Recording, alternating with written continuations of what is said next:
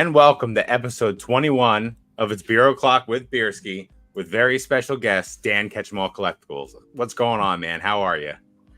Just hanging out. I'm doing very well. How are you? I'm doing good, buddy. Excited for tonight. Definitely excited to get this stream going. Been looking forward to this one. Happy you came on. Yeah, man. How's everything with the switch back from nights to days? How's that going for you? It's very early in the making. I did maybe sleep till 10 o'clock almost every day that I'm supposed to be starting. Boss is pretty lenient on start time, so that's a good thing. But yeah, like today, I actually ended up working most of the evening just because I slept in a fair bit. And then we actually went to the library. They had like a magician. Nice. They had a little ice cream thing going on for the kids. So that's the nice thing about the flexibility, though. If something's going on during the day, last week we actually went to the drive-through zoo. We went to the safari. We went to the zoo. And yeah, so when I want to, when it works out well for the schedule, I can work evenings. But generally speaking, I'll be working like 8:30-ish to 4:30-ish, somewhere in there. That's nice. 8:30 to 4 is great schedule, man. That's very good. Yeah, and having that extra, having that time to be able to just take and do stuff with the family is always huge, especially in the summertime. It's nice that everyone's off for you, and you can all. My wife's a teacher as well, so it's nice in the summertime when I'm home to spend time with her, extra time with her. My daughter's visiting her mother down in North Carolina during the summer, so we do get to see her in the middle of the summer. But just spending time with the wife is nice. It's definitely nice having the teacher sugar mama deal going on. It's very good. Yeah, it is a very good setup. I would recommend it for anyone that could get that. Absolutely. Find yourself a sugar mama. It makes life easier. Let's see what we got in here. We got Pole Father in here. Let's go. What's up, Pole Father? Nice seeing you in here. We got Ponga. Have a great live. Talked to you earlier, bud. Sorry you can't be here tonight, but I'm excited for you to see it tomorrow. Getting close to NJ Collecticon, guys. So really getting excited to see everyone. Gym Leader Pepe in here. What's going on, Gym Leader? We got Pokey Chef in the house. Dan doing Dan things. Number one mod in the game. Drew's here. What's going on, Drew? We got Grimer collects in the chat as well. So just gonna start throwing some questions out at you, Dan. I've written down a few today. I'm really interested in knowing one play that you think that people are looking over, or one area in the hobby that people are overlooking. Not necessarily like spill play or anything, but something that may just be like hiding under the radar for most, that most people aren't focusing on, that's like happening now. Yeah, I've beaten it to death, but there are still so many eBays, I think, in our space. Like, I don't know if some people think that they're too good for a play that has 10,000, 20,000 population, but like how everyone doesn't have a handful of Celebrations Charizards at all times. Like I just had some come back relatively He's recently. Got a handful right there. Like I talk about it because I kind of joke that play is like public domain at this point. That is not the only one. There are lots of cards out there that meet the metric of like, I mean, $200, $250 for a PSA 10 is a pretty solid price point to be at, because you hit a lot of people. Like once you start talking, I mean, that's already leaving a fair amount of people. But once you get into 500,000, 2,000, 5,000, you're really leaving a lot of people out of it. You're really targeting only the top % or two of the hobby. But for the most part, like especially when you miss too, like they're $70 raw. You're able to sell them with the right promotions, the right promoted rates, maybe $85, $90. You're losing a couple bucks on a 9, but you're grading the 10s for the most part. So I think one thing, and that card is just the one that I always beat to death, so I'm going to point it out. But in general, the category that a lot of people miss are yesterday's news. Sometimes yesterday's news is like, it's still relevant. Like people kind of do what's hot and it's new. They're like, oh, well, Scarlet and Violet grading PSA 10 rates are so low. And they try to like fight the current. They try to blaze new trails that aren't as fruitful as some things that they're kind of like done and over with. So to me, at least, it's like iterate on what is there until it doesn't work anymore. And has it gotten worse? Has it been better in the past? Absolutely. But and some cards like the Nagabas, at least in PSA 10, the Nagabas really almost entirely went away. So it makes sense when you move on from some eventually, like entirely, the Sword Shield 50, the Nagabas, the SM210s maybe. A lot of those cards will have like a season, and then it's just done and over, used up. You got to go on to the next one. But certain cards, like this, doing somehow, the margin is still insane. So that it's not that one card. There's dozens of them out there, if not significantly more than that. So like if it's still there and it's still working, if it ain't broke, don't fix it, I guess. Don't reinvent the wheel, all the cliche things that I could say.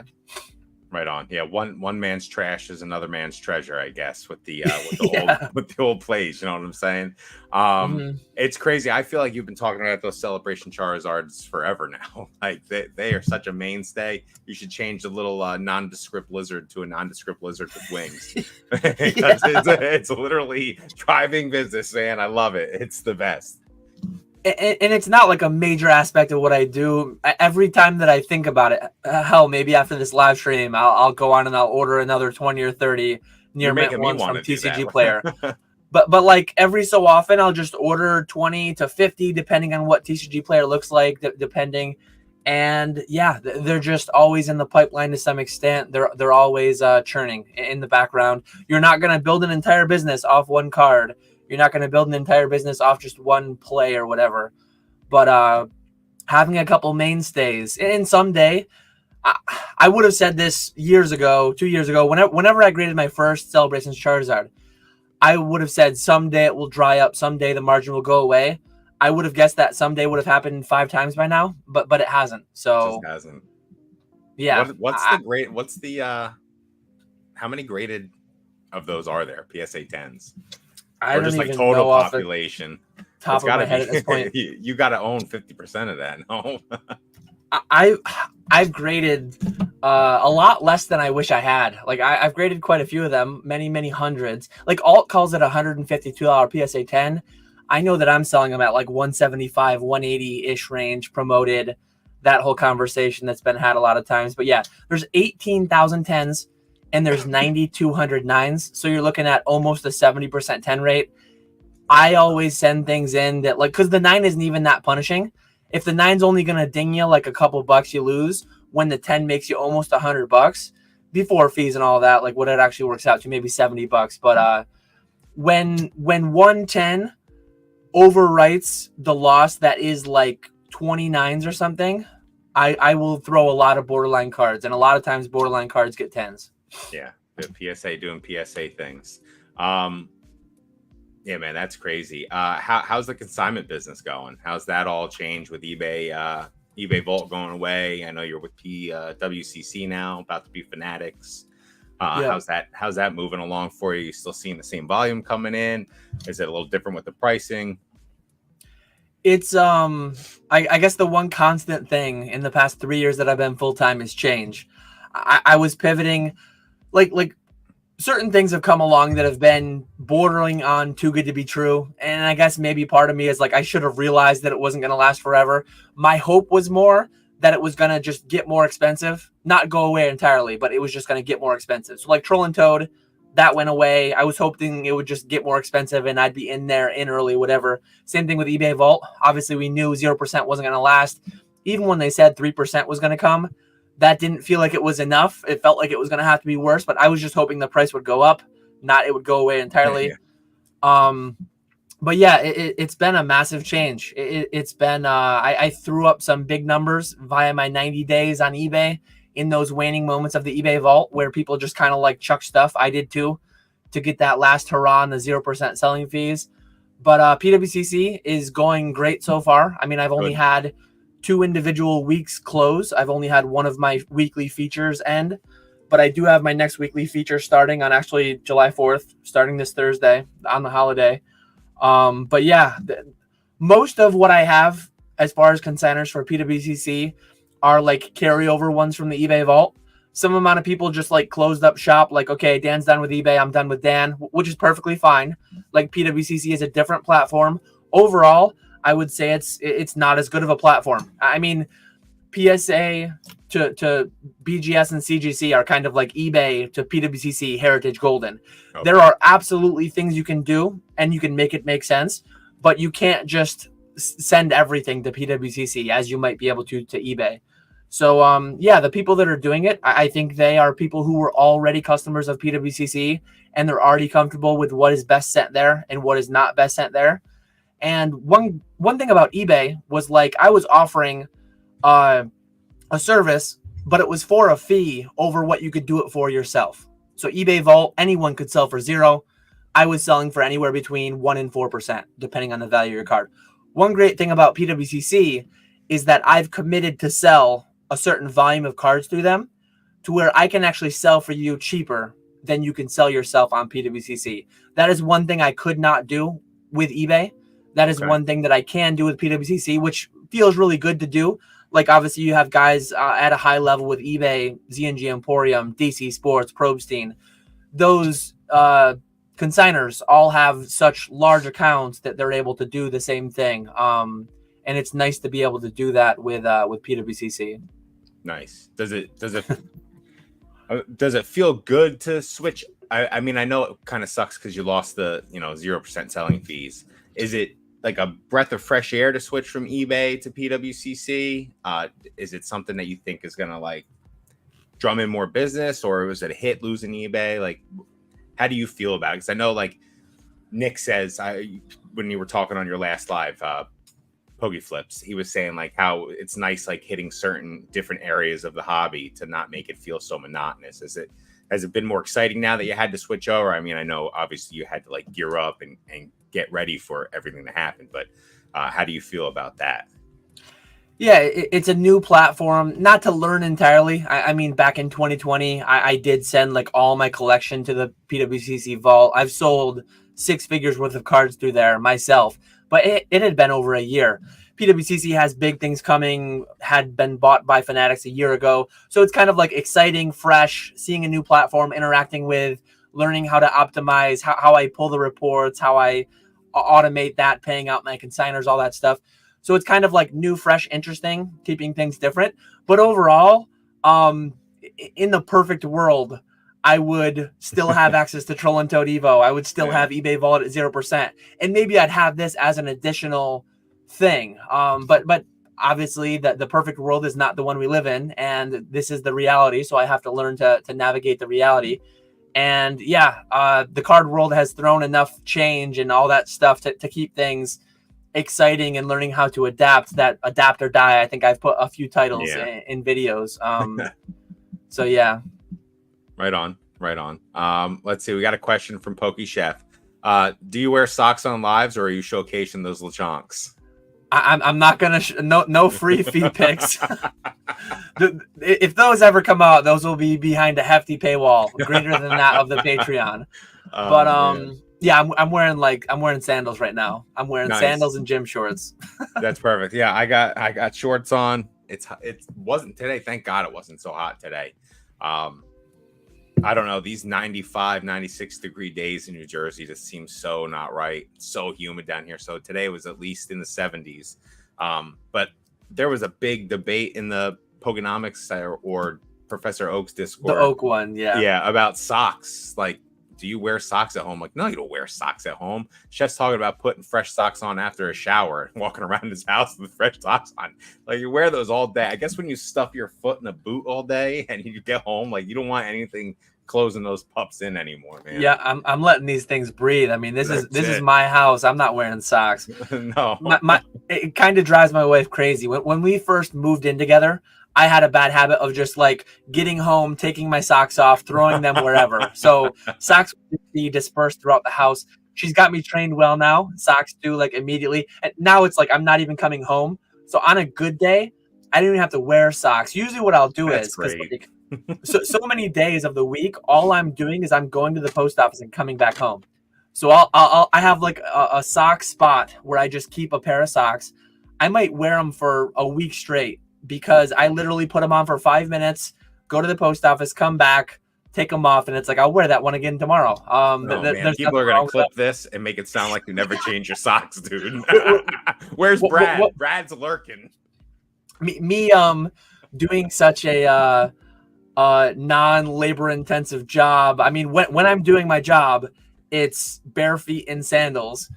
But yeah, when I'm running to the post office, there's not much exertion going on. I guess it's if it's a big shipment day, if a new set comes out, and if I'm going outside at home though, I'm just wearing the sandals. If I'm going to the post office though, if I'm going out in public, definitely wearing socks and shoes. But yeah, that's I can usually get a solid week out of them, and then just because it's been a week, it feels like I have to put them in the dirty laundry.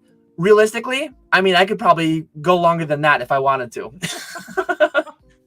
Change your socks every fortnight.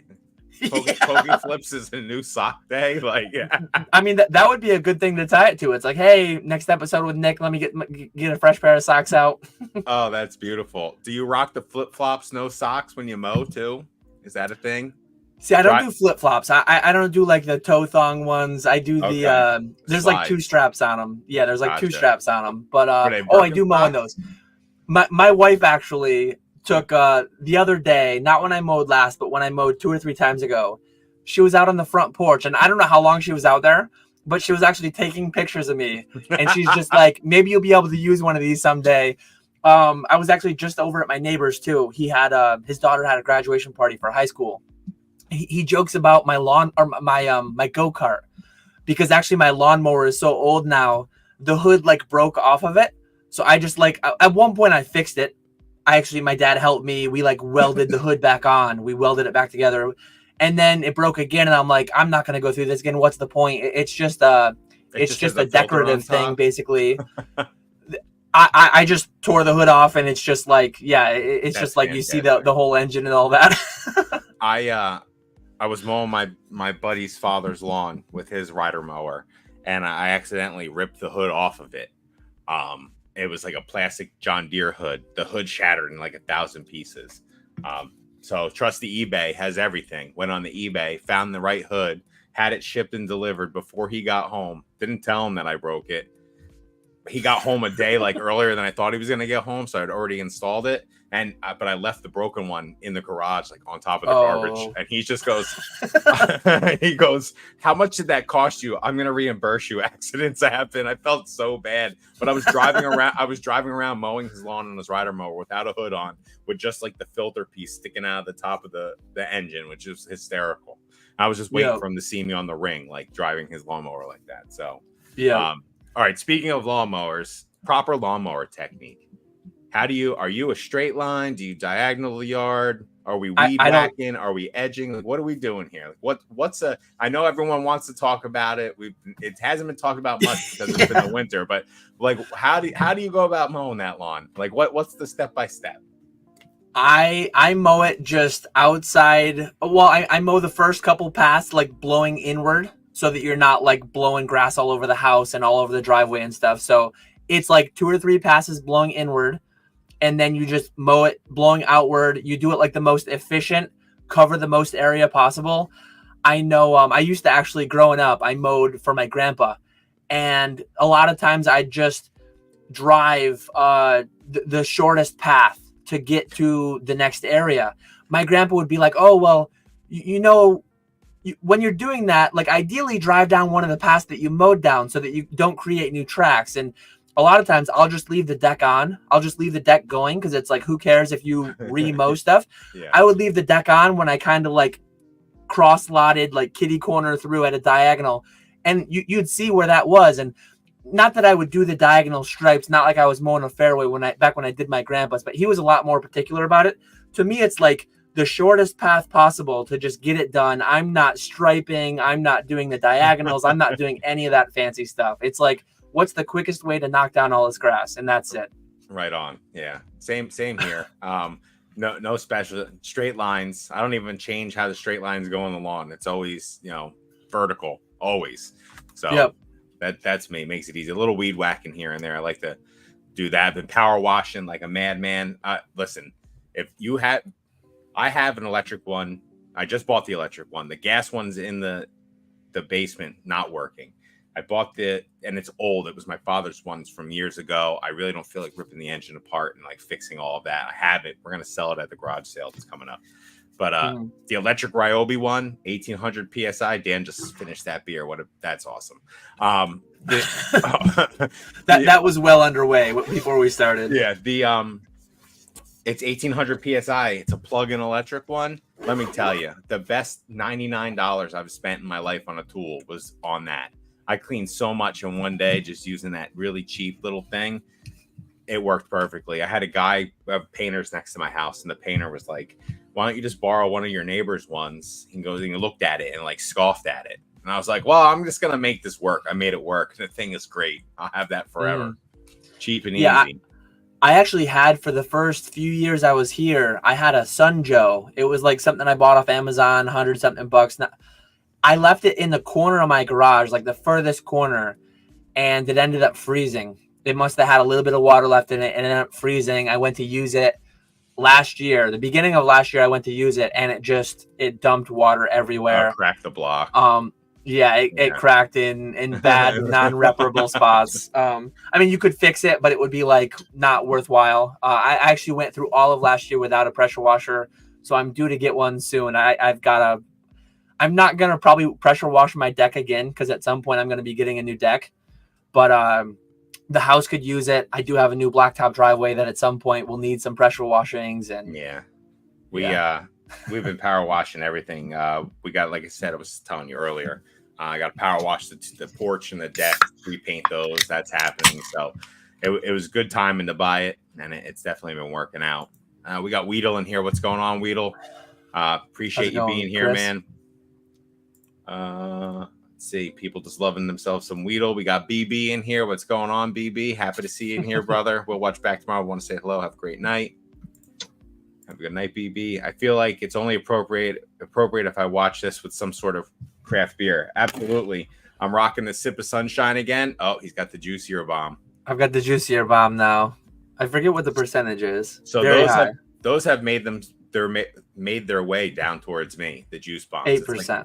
They're like a normal mainstay now. Yeah, this is an 8% too. Sip of Sunshine. Big fan.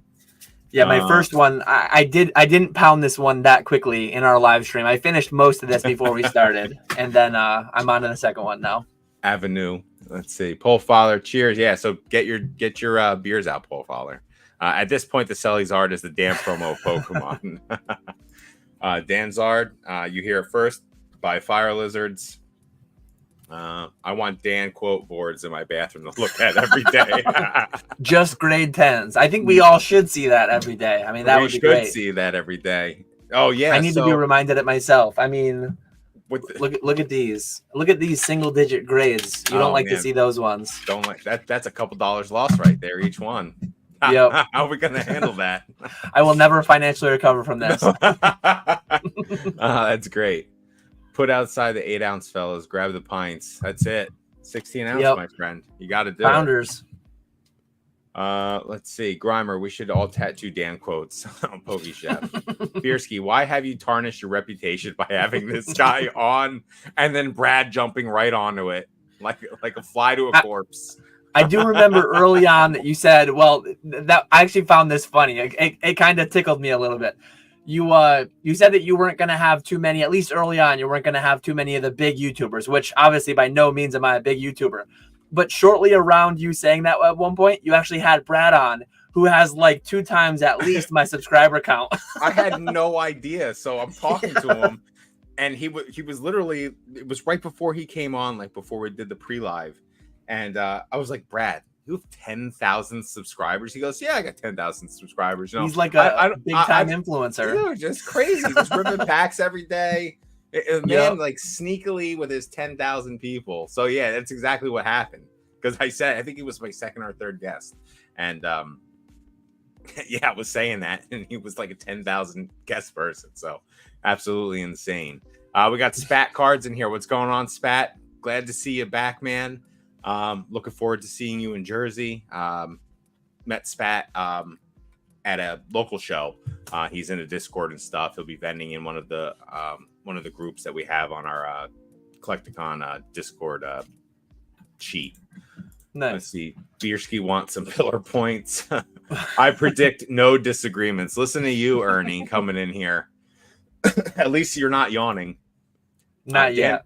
Dan makes a video about JP, but never about how to source steins. Wake up, people. Hey, do as they do. Not nobody as they watched say. it, but I did watch. I did make it like an hour-long recap video of a Stein convention. You did. I watched that. I'm deep in the I hobby, talked bro. about I talked about the buyouts. I talked about all the stuff. I talked about modern versus vintage. All the hot topics in Steins. We got Navi Station in here. We got Java Kuma. What's going on, Java? Happy to see you in here, man. People sleeping in socks is serial killer vibes for real. Gotta let those puppies breathe. For sure. So you're saying there's a price for those picks? Certainly not free. I don't know what the price is, but we'll see. We'll see what the market will bear whenever that day comes. Mr. Ketchum himself. Oh man, Navi Station coming in hot. I've never heard that one. I like that. That's good. I like that. Feet pics on Only Dance. No typo. Only Dance. That's good, chef. Oh man, feet peaks and smoked meats. Now that's a business I can support. All right, well, that's a question I have. Favorite smoked meat, like favorite meat to smoke with the smoker. Brisket for sure. The tough thing about brisket is like you need to have an event. You need to have something going on to justify doing it, because like I can't just cook a 15-pound hunk of meat any old random day, right? Like if you're screwing around with pulled pork, I feel like that freezes a lot better. You can buy like a 4-pound, 5-pound, like a smaller pork butt, shoulder, whatever. But when you go for brisket, I mean, I guess you can buy just the point. You can just buy, you can cut it into smaller pieces, but that feels like, that feels just wrong. So brisket just feels to me like the pinnacle of barbecue meats. I don't really screw around. I've actually been watching like a ton of barbecue content recently, and I like ribs. I'm not going to say I don't like them, but I think ribs would be right up there in the discussion. But I just personally, my taste is way more for brisket. I think like brisket, ribs, and then like sausage, which I'm not crazy about sausage either. It would be cool to get into, like, if I were butchering a whole animal and then all the trimmings that you take and putting them into like sausages and stuff like that. It would be cool to like get into that whole, but you'd really need a lot of mouths to feed to be able to justify that. And I don't want to, I'm trying to lose weight. I'm not trying to balloon to like 300 pounds. So yeah, for right now, I just do briskets like every few months when I'm going to a big gathering and it's like I have a reason to make a brisket. That's awesome. Right on.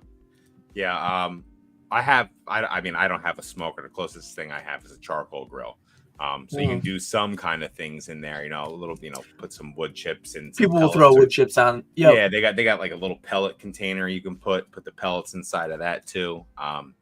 But I don't know. I'm terrible at grilling on that thing. Like I'm propane. I'm a Hank Hill all the way, man. Propane and propane accessories. Like there's something nice to be said about how simple and easy it is to grill on that damn thing. I do have a Weber, which is nice for just burgers and dogs and things like that. The 4th, I'm actually doing a tomahawk ribeye. I'm doing some chicken. Certain things I start low and slow on the smoker, and then I bring them over to finish hot on the Weber. But yeah, I think having both tools in the arsenal, you can kind of cover all bases. Absolutely. I had a tomahawk steak in my hand in Walmart yesterday. It was just they're so big. They're outrageously big from there. It's beautiful. And right from Walmart. And listen, and we've talked about, I've sent pictures to you or sent pictures through the Discord when I was there the one time. People sleep on the Walmart meats, man. For sure. For sure. Like Walmart has such a bad, like, they get undeserved hate.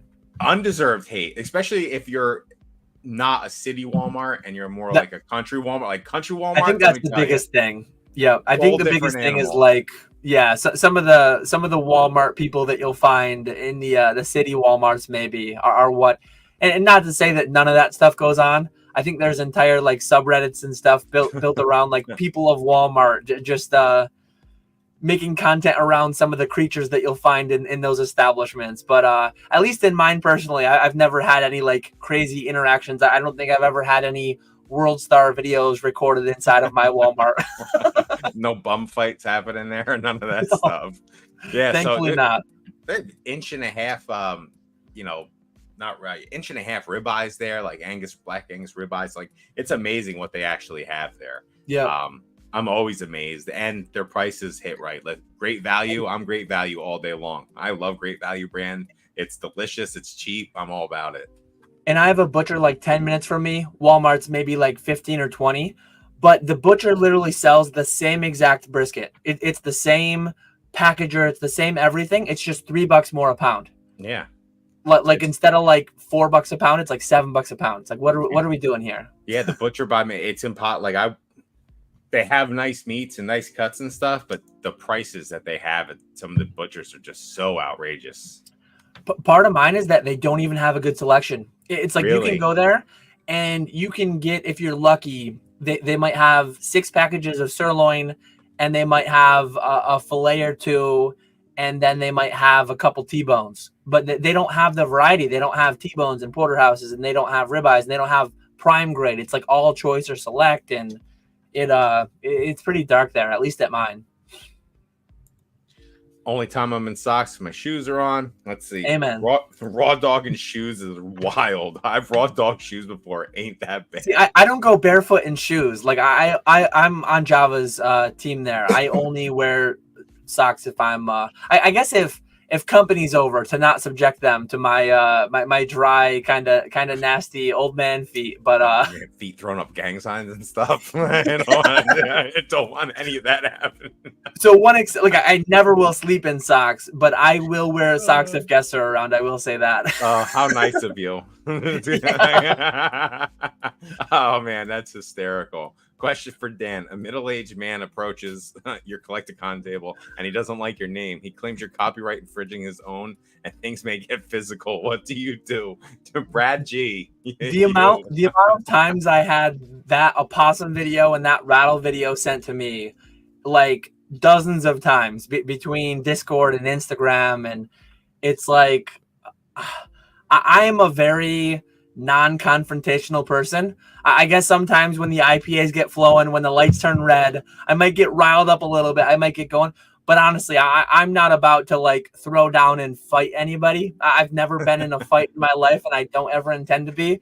I'm not like a caveman, Neanderthal, or anything like that. Like, I'm just gonna de-escalate and move on. It's like it's not that serious. Like, what are we doing here? I'm not about to. I mean, I have children. And even before I had children, it's like I have no interest in fighting. Like, what's that gonna do? Fighting, just not about it. Not about it. And love, not war. Yeah, make love, not war, man. People think because you're tall, like you were like a bruiser and stuff. I haven't. People say it to me all the time, or used to. Like, how many fights you been in? I'm like, none. Like, who wants to get punched in the face? Like, I got no fight in high school. That doesn't count. But like, who wants to get punched in the face? Yeah, I see Josh in here, and I think he's another one who has mentioned before that he's just never been in a fight, never had any interest. Like, yeah, I'm fairly easy to get along with, I think. Like, there's certainly some amount of negative comments that I get. There's certainly people that don't like some of the content that I make. I know when I posted like that American Dream one, there were some very unhappy people with me on like TikTok and stuff specifically. But no, if I ever was faced with some kind of a thing like that, I would just be like, dude, it's not that deep. It's not that serious. None of us own the copyright for stuff for this. Pokemon does. Let's chill out. Take a breather. No, people are nuts, man. Yeah. Too much invested in the wrong stuff. Yep. It's either money for socks or cards. I love the Dan deep dives on everyday life. Hey, listen, he's our, it's like the words. That's it. You got to live by him. Dan probably used a spreadsheet to compute the most optimal path for mowing his lawn. Yeah. Mine's like a rectangle. It's pretty easy to do. It's not too difficult. Yeah, I have mine too. My backyard's separated by a fence. Like, there's a backyard and then there's another backyard area. So that could be a little bit of a pain. Because the backyard that's fenced in guess the dogs fertilize that lawn well, because that thing grows and grows and grows, and it's Yep. wild how big the grass gets back there. Yeah, my backyard is the dogs fertilizing, and then my front yard is the septic tank with the leach field. So oh, nice, grows well too. Yeah. Leach fields, man. It all grows well. Yeah. Yeah, my house growing up, we had a septic with a leach field and all that. So yeah, I know exactly, with the little pipe sticking out of the ground for letting off the air and stuff. See, mine doesn't have any vent or anything like that. Oh, really? I know. Yeah, I don't know, because we built a house back in like 2005, and I know that one did have a vent. I don't know exactly how it works or why it doesn't need one, or maybe it did need one and it didn't get it. I don't know. Obviously, the house has a vent and all that, like for the but. Yeah. Things a ticking time bomb are just filling up with pressure and poo. You know. Yeah. That's an interesting question. I'll have to ask my dad or my uncle that, like, why mine doesn't have to have the type of vent that maybe it's a newer system. Yeah, I don't know. System. Yeah, I don't know, because we had a problem. We had to get ours like overfilled. It was bad. I don't know what happened to it. The guy came out, dumped, sucked whatever he had to suck out. But they have like those little plastic covers that cover the holes for them to get to it. And I've run over more of those with lawnmowers than I care to admit. They just like explode and shatter everywhere, and you got to get new screw tops for them. So maybe there is a vent somewhere. I don't know. Oh, I got Dan's thinking now. He's typing stuff. You really do have me think. Now I'm like kind of concerned. I'm wondering. couple more IPAs and the real secrets are gonna spill. I love it. Let's see. You guys are missing out on the brown bag feel. Yeah, listen, it's been a long time since I brown bag, Chef. When you're known as the Beerski, people just expect to see one in your hand, so it's not that big of a deal. Question: why is medium well steak a perfect steak? See, Josh, I'm a medium rare guy. Good takes, bro. I'm a medium rare guy too. Like, how are you eating that dry piece of leather? Is what I want to know. Like, I can't do it. Medium well. Medium well's pretty far along. I mean, at least it's not well. That's pretty far along. That cow hasn't mooed in years. Like I'm not one, again, going back to the whole non-confrontational. I mean, I've gone to cookouts, I've gone to other people's places, and I'm not gonna like throw a fit if someone cooks like, I mean, I've been served like a well done steak. Hopefully they have A1 to go for it, because like one thing about A1, I actually love the sauce. You won't find it in my house, because if you cook a steak properly, you don't need it. A1 is for hiding bad stuff. Like, I eat good steaks cooked properly. But if I'm going to a cookout and they're serving up steak and I get that like leather, A1 can hide a lot of sin. Same thing with barbecue. Same thing with smoking. Like, I generally eat my brisket just as is without sauce. I think I make a good barbecue sauce, but I rarely use it, because when I make pulled pork, when I make brisket, when I make whatever I make, I try to make it stand out alone. Usually sauce is for hiding bad stuff. And so if I go somewhere, if I go to Josh's house and he serves me a medium well steak, at least I'll get to have A1 for the first time in like several months or a year or something. you got to find the silver lining. Remember those old A1 commercials back in the day? Get you here, get you here, get you right here. Like, that was such a good commercial. They don't even make those anymore. Like, those are gone. Yeah. The A1 commercials are toast. Let's see. Directly to jail. Greenie, weren't you a well done guy not too long ago? You're slowly evolving. Yeah, he is well done. Now he's just medium well. If he's medium well after well, he's on the right path. He is he's headed towards the light. Ponga too. I know he's not here to defend himself, so that's the easy shot, but he also eats way overcooked meats. That poor guy. Imagine you put him on the right path. Yeah, imagine going your whole life and eating medium well steak only. You gotta slowly bring that temperature down. Go just 5-10 degrees cooler. Do you brine before smoking?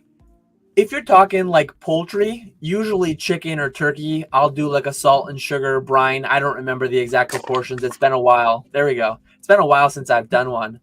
But yeah, usually chicken and turkey will get brined before smoking. But like brisket, I know some people call it a dry brine, which is kind of a misnomer. But I guess I do dry brine my steaks. Like for the tomahawk, usually 1 or 2 days beforehand, I'll put the salt and stuff on it. I'll put it in the fridge. Usually I actually throw out in the kegerator in the garage, just so it's not stinking up the fridge. But yeah, I will like dry brine things, steaks and things of that nature. Like the brisket, the day before it goes on. I'll get it all trimmed, seasoned up, ready to go, and then I'll put it out in the kegerator, and then it'll go on in the morning. Nice. I haven't shown this on a live yet because for a while I thought it was a little embarrassing, but now I'm going to show it. So my daughter was into KetchumAllCollectibles as a kid. It was one of the first like collectible things she got into.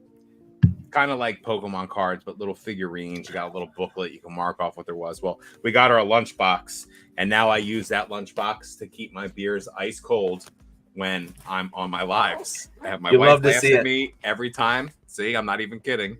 Laughs at me every time she sees me come into the kitchen with it to change the ice pack and put new beers in it. So everyone, you love to see it. KetchumAllCollectibles. That's where it's at.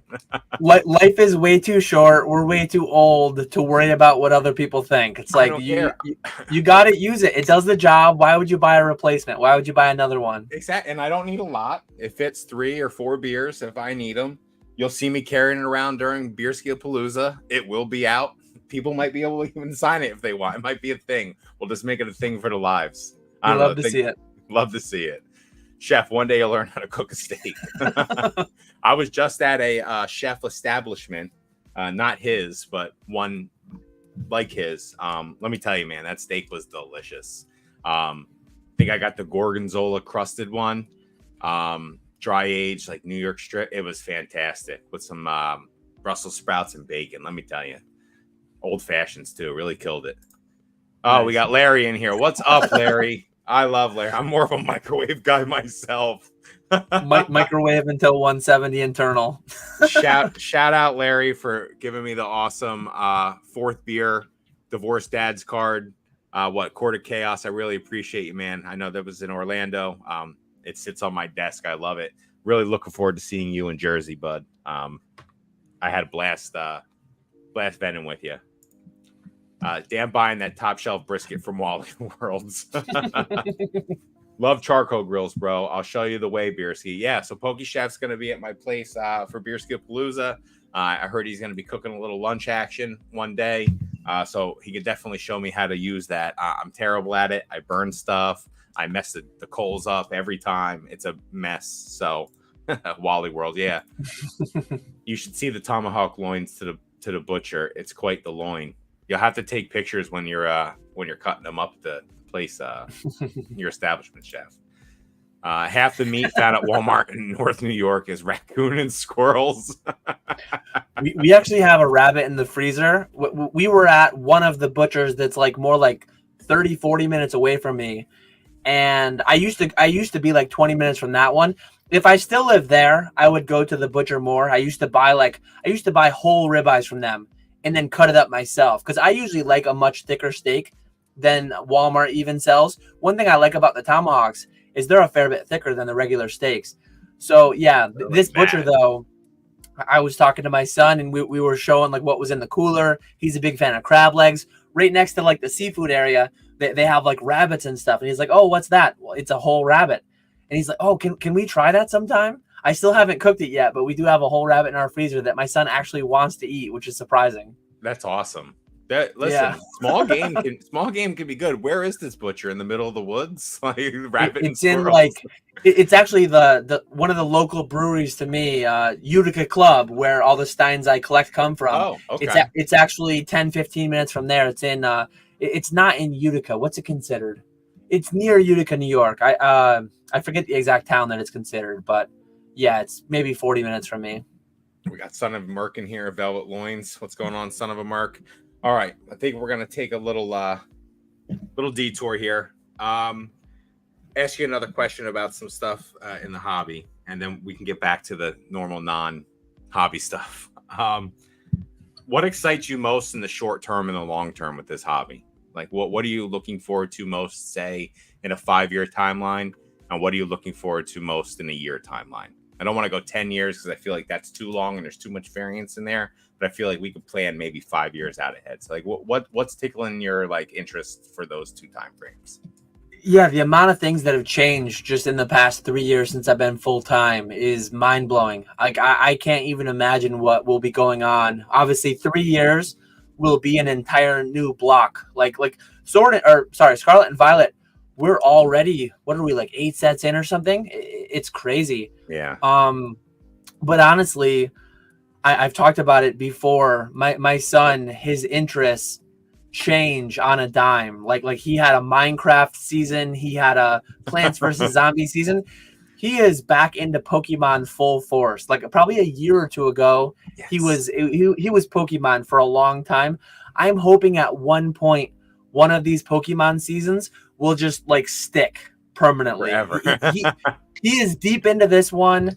I am excited to like bring him more into it. I'm excited to we were out doing chalk on the driveway the other day, and I was like working in the garage, kind of moving boxes around, unboxing some shipments from the distributor. And he's like talking about making gyms and stuff. Like, here's Lance, and he's a dragon type. And hey, Dad, what are the dragon Pokemon? Like, oh, do a Flygon, do a Salamence, do a this and a that. And I am really excited to, and my daughter there too. Like, she's not really right now as into it as he is. She kind of goes along with certain things that he does, but she also kind of does her own thing too. But being able to share all this with my son, I'm really excited about the prospects of that. If it's not there, I'm not going to force it by any means, but I really hope he has interest in it once he gets to where he can read well enough that we can actually like learn the TCG together. And just thinking about, like, I've told my wife this, I think I've told my live streams this. If he gets seriously into like playing Pokemon competitively, whether that's the video game, I mean, I would kind of like hope it was more towards the TCG. But if he gets into that, I mean, I'd be down to like pivoting part of my business more towards TCG player, more towards the playables, more towards the meta, learning all that myself, keeping up on that myself. Like, so I'm so excited to see what way he interacts with this whole franchise and where that might take me personally and my business. He's actually asking me like crazy lately, like, Dad, do you have Scarlet and Violet? Do you have X and Y? Do you have Sword and Shield? Because he watches these people play it through on like YouTube. And I don't want to give it to him too early to where he doesn't know what's happening and gets a little discouraged. Because I think that's what happened with Minecraft. He watched people like slaying the Ender Dragon. He watched all these kinds of things happening on YouTube. Okay. And then when I bought him the game, I got him that for Christmas. He went to start playing it himself on easy mode. He was like dying to zombies, and he was like dying to like he's just not great at it yet. He needs to get a little bit older, get to where he can actually play it himself. Like, thinking back, I mean, when I had Yellow, I was 9, 10. Yeah. He's turning 6 soon. So he's still a little ways off. I don't want to like give it too early, have it be too difficult to play the TCG because he can't read all that stuff well. Like, he just graduated kindergarten. So he's reading like one syllable, very simple, sounding out the words. And a lot of these Pokemon names, a lot of these attacks, like, I can't say the names. Yeah. So I don't want to go too soon and have him get discouraged. So I'm just trying to find the right spot. Awesome, man. That's great. I love tying the family into the hobby. Super excited that it's super exciting that he's excited.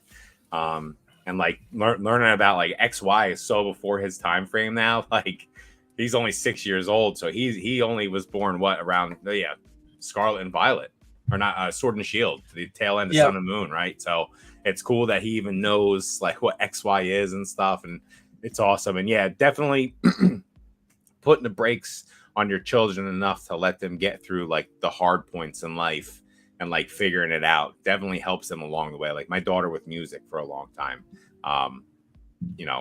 you got to be careful with you don't want them to get discouraged, especially when they have such lofty expectations of things. So like you said, you kind of have to like pump the brakes on them a little bit just so they don't get discouraged and do stuff. So yeah, that definitely makes sense. And he's actually having a birthday party in a few weeks, and he wants to do it at home. Like, we offered to do it at we're doing my daughter's in the fall at one of the local zoos, and we offered him to have it at the zoo. We offered to have it wherever, some park or whatever, and he picked to have it at home, and he wants to have a Pokemon themed one. That's awesome. So yeah. He just wants to open a base set booster box. That's all for his birthday. That's all he wants. Hey, Dad, have you ever heard about base set 1? Like, that would be fantastic. I think it's called Catalyst. I'd be really cool. Thankfully, most of the content revolves around the modern stuff, so I should be able to satiate his needs for that. Oh man, we got Q Pocalypse. Butchers are the LGS. Let's see, or like the LGS. Greenie, you sleeping on squirrels. Dan, you should be butchering his own meats by now. Yeah. You raw dog in shoes and throw him back squirrel fillet. I've actually done both, Greenie. That's what living in the country does to you. Yeah, absolutely. Like you said, I'm surrounded by cow fields and cornfields and cow pastures. So that's what's by me. You see crazy stuff every day. You should see. I'll tell you what, we are in the country in New Jersey, and it doesn't make any sense because you don't think New Jersey and country in the same thing. But we have big trucks and cowboy hats and the whole nine here. It's pretty wild. Dan, I'll change my name, sir, right away. Arson Hicks, thanks for being here, Arson Hicks. This bloke has stitched up his old man big time. Han, this bloke has stitched up his old man big time. I don't know what that is. The Green Shiz Collectibles. Have either of you ever thought about trademark your brand? No. I definitely have not thought about trademarking my brand. Obviously, I just changed my logo. You can see it in the upper right-hand corner. Very excited about it. That's Mr. Hopsky. I don't know. No one wants to steal Beerski's brand. Like, no one wants to steal this brand. I don't think anyone's going to steal it and use it against my will. And if they do, more power to them. They're just going to have a hop who looks dazed and confused with a mustache. Like, I don't know how much else. I know when you search Beerski, like quite a few things come up. I think there's some other. I think there's like a YouTube channel that's just called Beerski. There's probably several of them with like some iteration of Beerski in the title. There is. The Beerski is a ski pole and snowboard binding beer holder, which is fantastic. I gotta bring this up. Like, what is this? This is saw that. Cool. That's great. So that's what comes up when you search Beerski. The Beerski. Let the lift line know that you like to party. What a freaking name. That is fantastic. You got to see if you can collab. Get a Beerski branded Beerski. Like, I mean, this episode of It's Beer O'Clock brought to you by Beerski. The Beerski, yeah. The Beerski. That's so good. Oh, man. Hey, we got E-Unit in here. What's going on, E-Unit? We got Giovanni's Pikachu in here. What's going on, Giovanni? Come in and we're talking vents. We're talking venting septic tanks. IO. Poop explosion could happen at any moment at the Ketchum residence. Oh man. My God. Dan's still reading about that right now. He's talking, but still reading about that. Daddy, is my septic gonna go boom boom soon? Love Danny boy. Oh man. Yo, yo, yo, we got Boondog Gaming here. I swear everyone I meet from the Midwest loves medium well. Ask your mom, Beerski. Damn. What are you doing, shit? Bro, shit. Oh, man. Medium well is disrespectful. Should just get some jerky.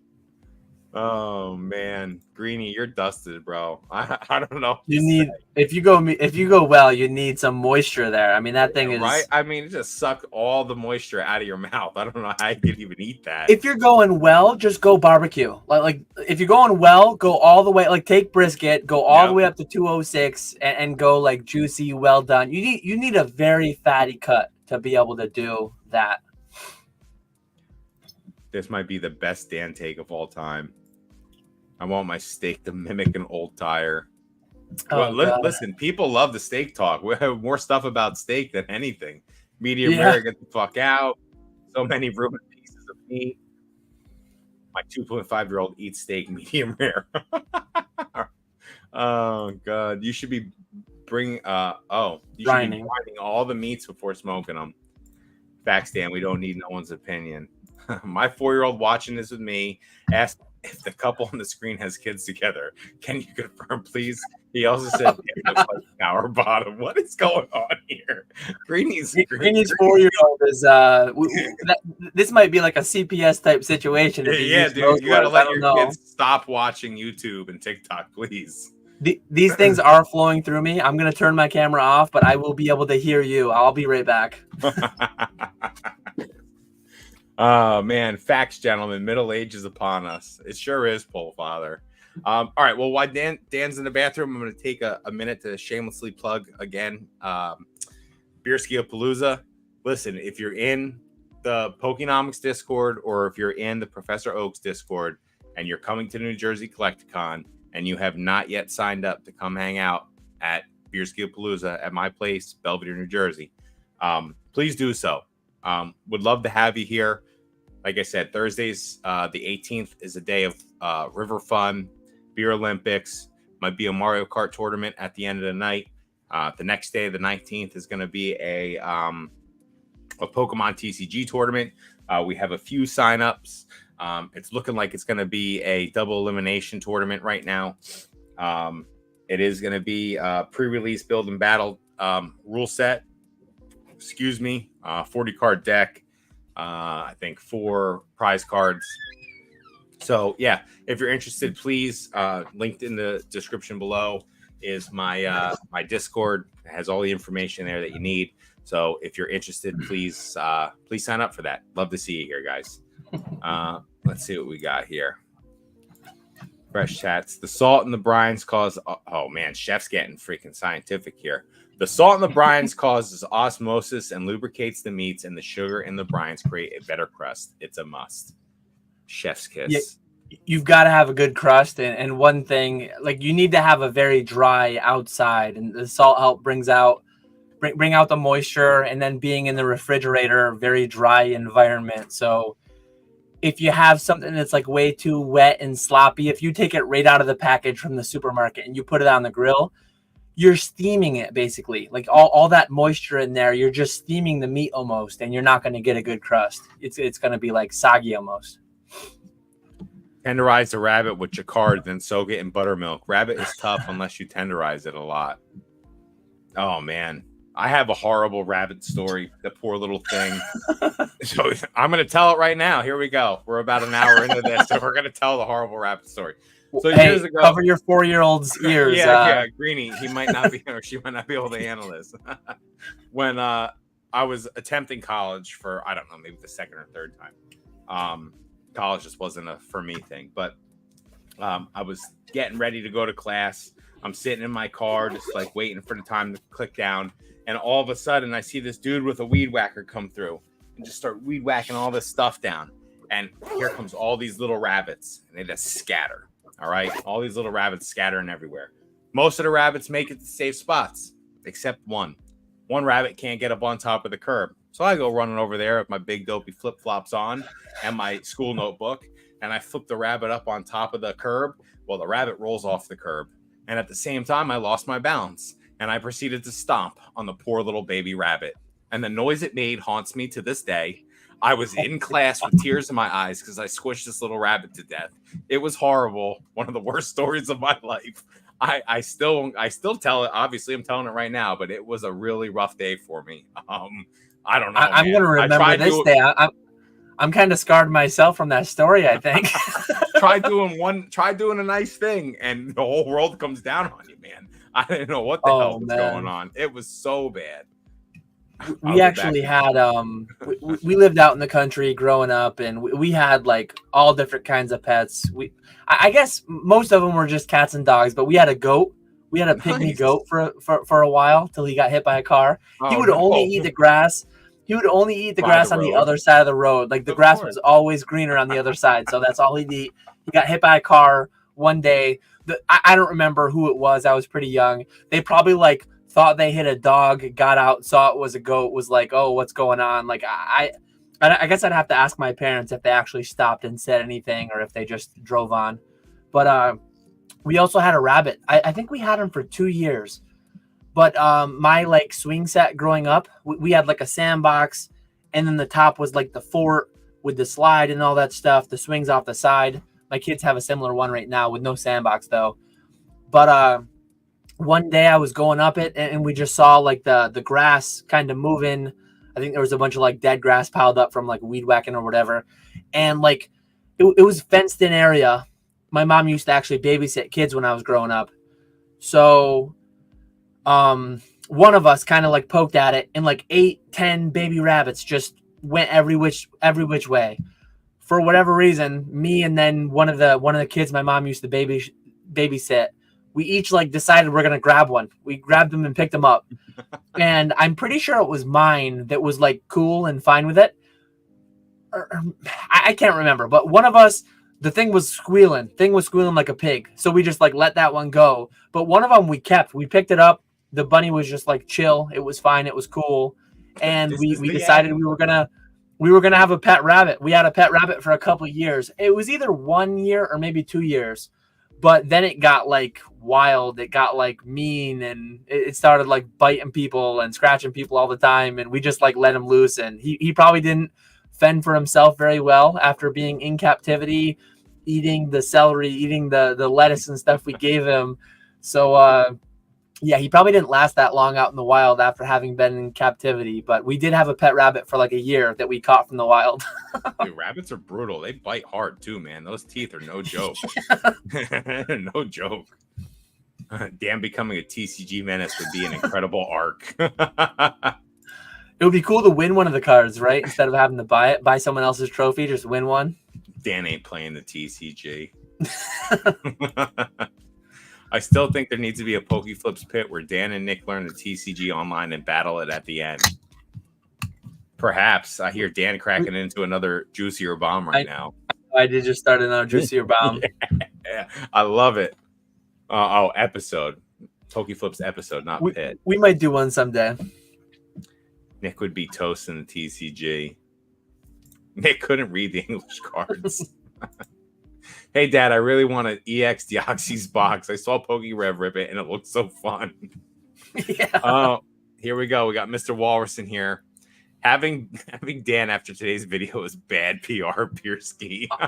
Honestly, today's video was really funny because I had some people. I had, if you want to find a way to make everyone mad at you, you need to give some sauce, but then tease some further sauce behind the paywall. Because I had some people saying, like, you destroyed my whole business. How could you? How dare you? How am I going to make money in the future? You spilled all the sauce. Really? No way. I mean, okay. Mostly jokingly, but like I think some people were semi-serious, I think. And then I had some people like, oh, what a gatekeeper. I can't believe you'd give us a little bit of information and then keep the rest behind the paywall. Like, what a monster. This whole thing was just an ad, which, to be fair, it kind of was.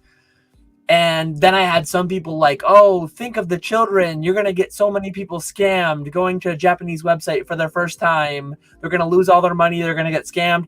Like, the amount of Dan disclaimers that came out in that video, the amount of, like, pump the brakes, be careful, pay with your credit card just in case you get scammed. Like, I feel like I prefaced it so well.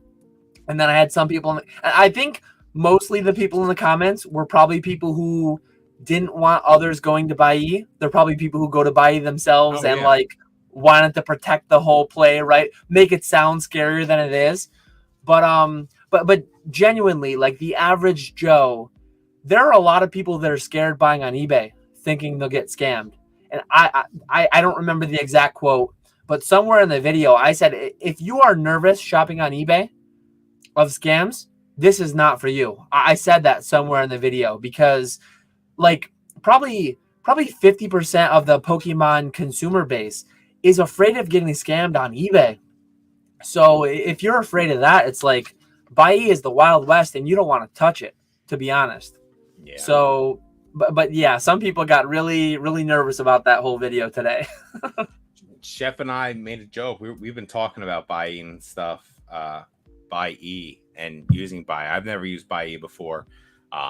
We're literally talking about it last night, like how we need to like broaden out like where we're sourcing from and how we're sourcing things and whatnot. And you literally dropped the video today, and I was like, "It's the universe telling us something, dude. Like, it's perfect timing. There you go. It's time to get going. Like, time to hit the Bai up."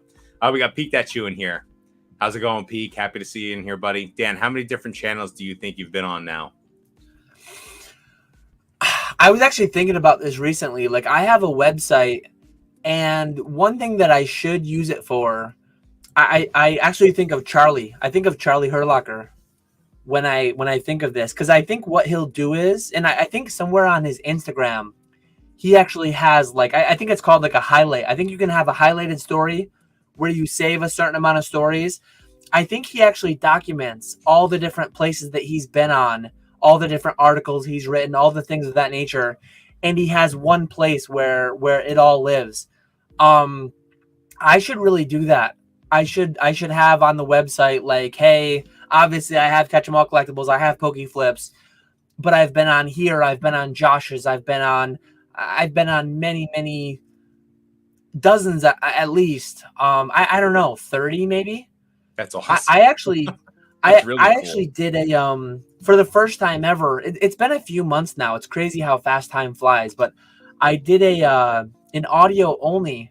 It's on like Spotify and stuff, but the guy's name is Auto Attack Alex. I did an Instagram story at the time that like we recorded it, but other than that, like it's not linked anywhere permanently. Like if you follow this guy Auto Attack Alex, you would have heard it, you would have seen it, you would know a way to navigate back to it. But if you don't follow him and you just follow me, and for whatever crazy reason, if you follow me and you like want more, I don't know who you are, I don't know why you want that, but if for some reason you do, there are like dozens of episodes out there where people just would have no way to find them. So I probably should like find a way to catalog all the different channels I've been on, like chronologically. It's on a list somewhere. It's on a sticky note somewhere to like go through and create a new tab on my website for all the different places I've been. I'll have to do that soon. That's awesome. Yeah, dude. 30 different podcasts or 30 different, channels. And maybe that's too high. Maybe it's, even if it's I feel 20, like it's at least 20. Yeah. It's got to be 20, I would That's think. still super impressive. That's so impressive. That's a lot of FaceTime in a lot of different spots. Also, hey chat, glad to see these two in a pod finally. Thanks, Peak. I appreciate it. I reached out to Dan. He agreed instantly. Awesome having him on here. I love this. I look forward to these chats every other week. Looked forward to my chat with Ponga every other week. Like, I really do enjoy these podcasts, probably more than most things in this hobby. They're fun for me. I enjoy talking to everyone, getting their takes on stuff. This is where it's at for me. Seen Beerskis in the wild out there. They are heat. You wailing out, Beerski? Mighty lot of boxes back there. Dan said the same thing. Yep. Pre-record, I said the same thing. Yep. Yeah. So over there, just like Nick, he can kind of leave his job. Used to leave his job. I'm kind of in the same situation right now. Getting laid off from being an iron worker is a lot different than getting laid off being at like any other kind of job. So I got laid off a week or two ago. Painting on the side with my buddy to pick up some extra scratch, but really been focusing on listing, and putting my nose to the to the grindstone here, trying to get as much work done while I'm off. Probably off for a little bit. It'll be good to switch gears. But yeah, definitely looking forward to growing and up in the business a little bit here, especially with all this extra time.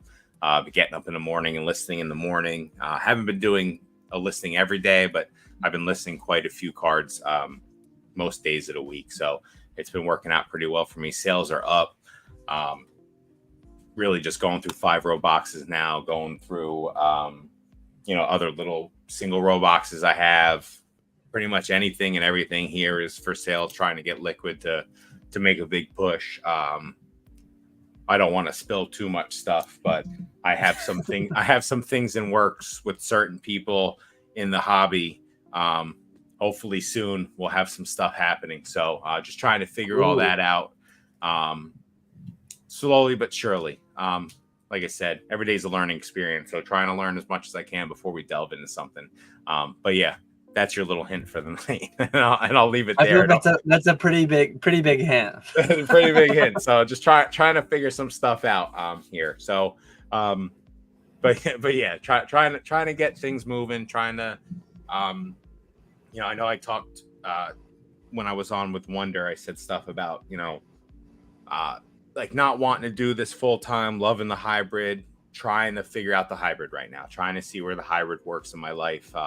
Like I said, and like Dan said, it's nice when you have a spouse that has steady income, a spouse that can, I mean, I have the insurance and stuff right now because I've been so active in iron working over the past couple of years. But say I decided to take a step back from that and do a little bit more Pokemon, insurance and stuff's taken care of. All that's taken care of. So there is something to be said for having a spouse that's not only supportive, but, can hold down the fort when they're being supportive of what you're trying to do in your life. And, I just want to be happy every day when I go to work. That's essentially what it comes down to. I've been thinking about that a lot recently. There's a family member in my life right now that's very sick. And that kind of gets you thinking about things like, every day you wake up, do you want to be doing something that's not making you happy, that you kind of don't want to be doing? The answer for that, for me, is no. So trying to figure that out at 35, I guess. But listen, you got to figure out sometime. So it's never too late to try and do something that you want to love to do. And I love this stuff. Like, I really do love this, and I can see myself doing it. So I know I forget exactly where and when, but I joked recently about not being 100% sure of what I wanted to be when I grew up. Like, I'm loving what I'm doing right now. I'm kind of riding the wave of, like, cardboard is doing crazy things right now. I've been in it for 10 years, but these last 3 years that I've been full-time, last 3, 4, 5 years, it's been exceptionally crazy. And maybe it will be forever. Maybe I can just do this forever. But I've also, like, part of me is thinking, hey, if this went away, if I stopped having fun in this, say it was still doing what it was doing, but I was not having as much fun in it for whatever reason, what would I be in the next stage, next chapter, I guess? And it's always useful to at least be thinking about, like, what if, and just plan for different scenarios. Yeah, definitely. And it's just taking like a leap of faith almost on yourself, like trying to, can you do it? Can you make it work? And it really is, like, I know there's a lot of things that go beyond like putting in the time and stuff, but like if you put the time in and you do the work and all of that, you should be able to achieve your goals. Like, not saying it's 100%. There's tons of failed businesses out there that probably have had their T's crossed and their I's dotted, and still stuff happens. But I'm putting a shot out there. I'm trying to figure it all out. So yeah, boxes back there are good, man. Going through stuff. I don't know if anyone's seen my last video, but I did do a Hidden Fates unboxing from PSA. 37 out of 39 PSA 10s. It was an awesome sub. It came from the New Jersey office, so don't be afraid of the New Jersey office trap people. It is okay to get stuff set there. I mean, those must be black labels, because I've heard that they grade so hard. I had someone ask me, I have to respond to them on the video, but they asked me about, if you had such a high rate, why didn't you send any to Beckett? So I got to respond to them. The Beckett black label rate is so small to like lose a dead PSA 10 to go and try and get a Beckett 10. I'd rather just have the PSA 10 than the gold label Beckett 10, to be honest. Dan, what are your thoughts on the longevity of Van Gogh Pika? After what we saw at Dallas Collecticon, and I assume others, is it too popular to fail at this point? I'm convinced it is after the supply. Too popular to fail is a dangerous statement, I guess. That's a very scary, dangerous statement. But I wasn't going to say it earlier, but this was one of the ones that was kind of top of mind.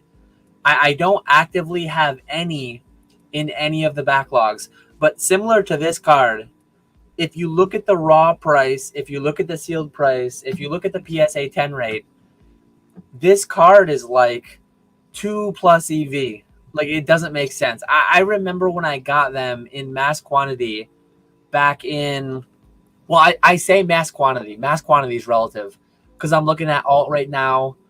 The alt value of a PSA 10 is 194. The alt value of a 9 is 83. And there's 21,000 10s. And there's 16,000 9s.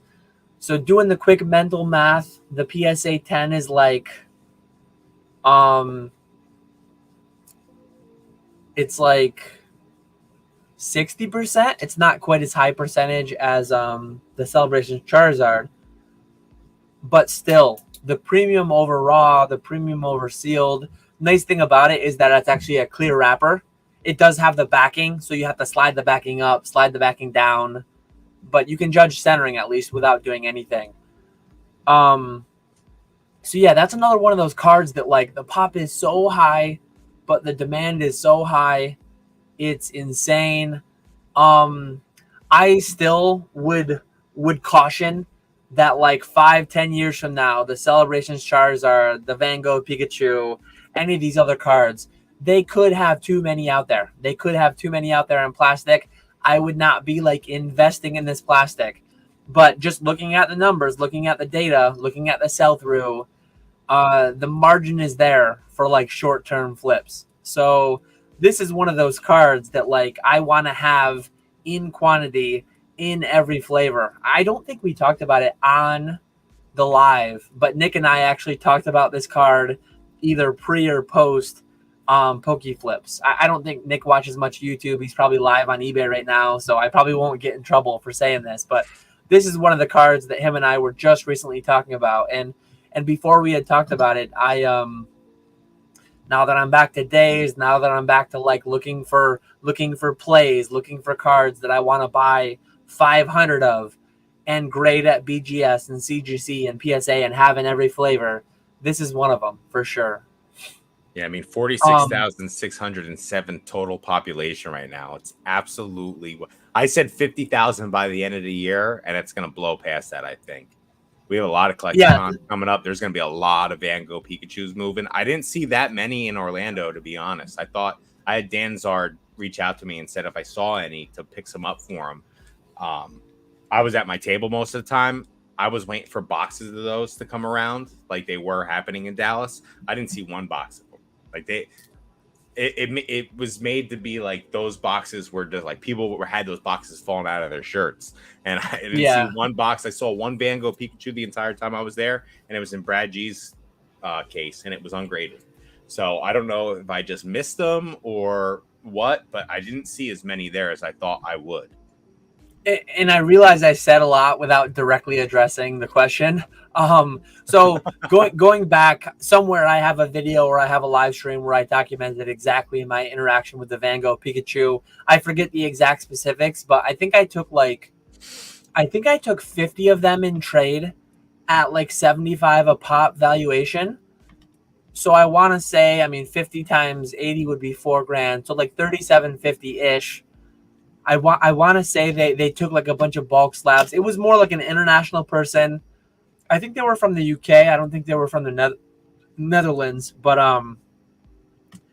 at the time that I had them, I felt like these are hot potatoes. I want them gone.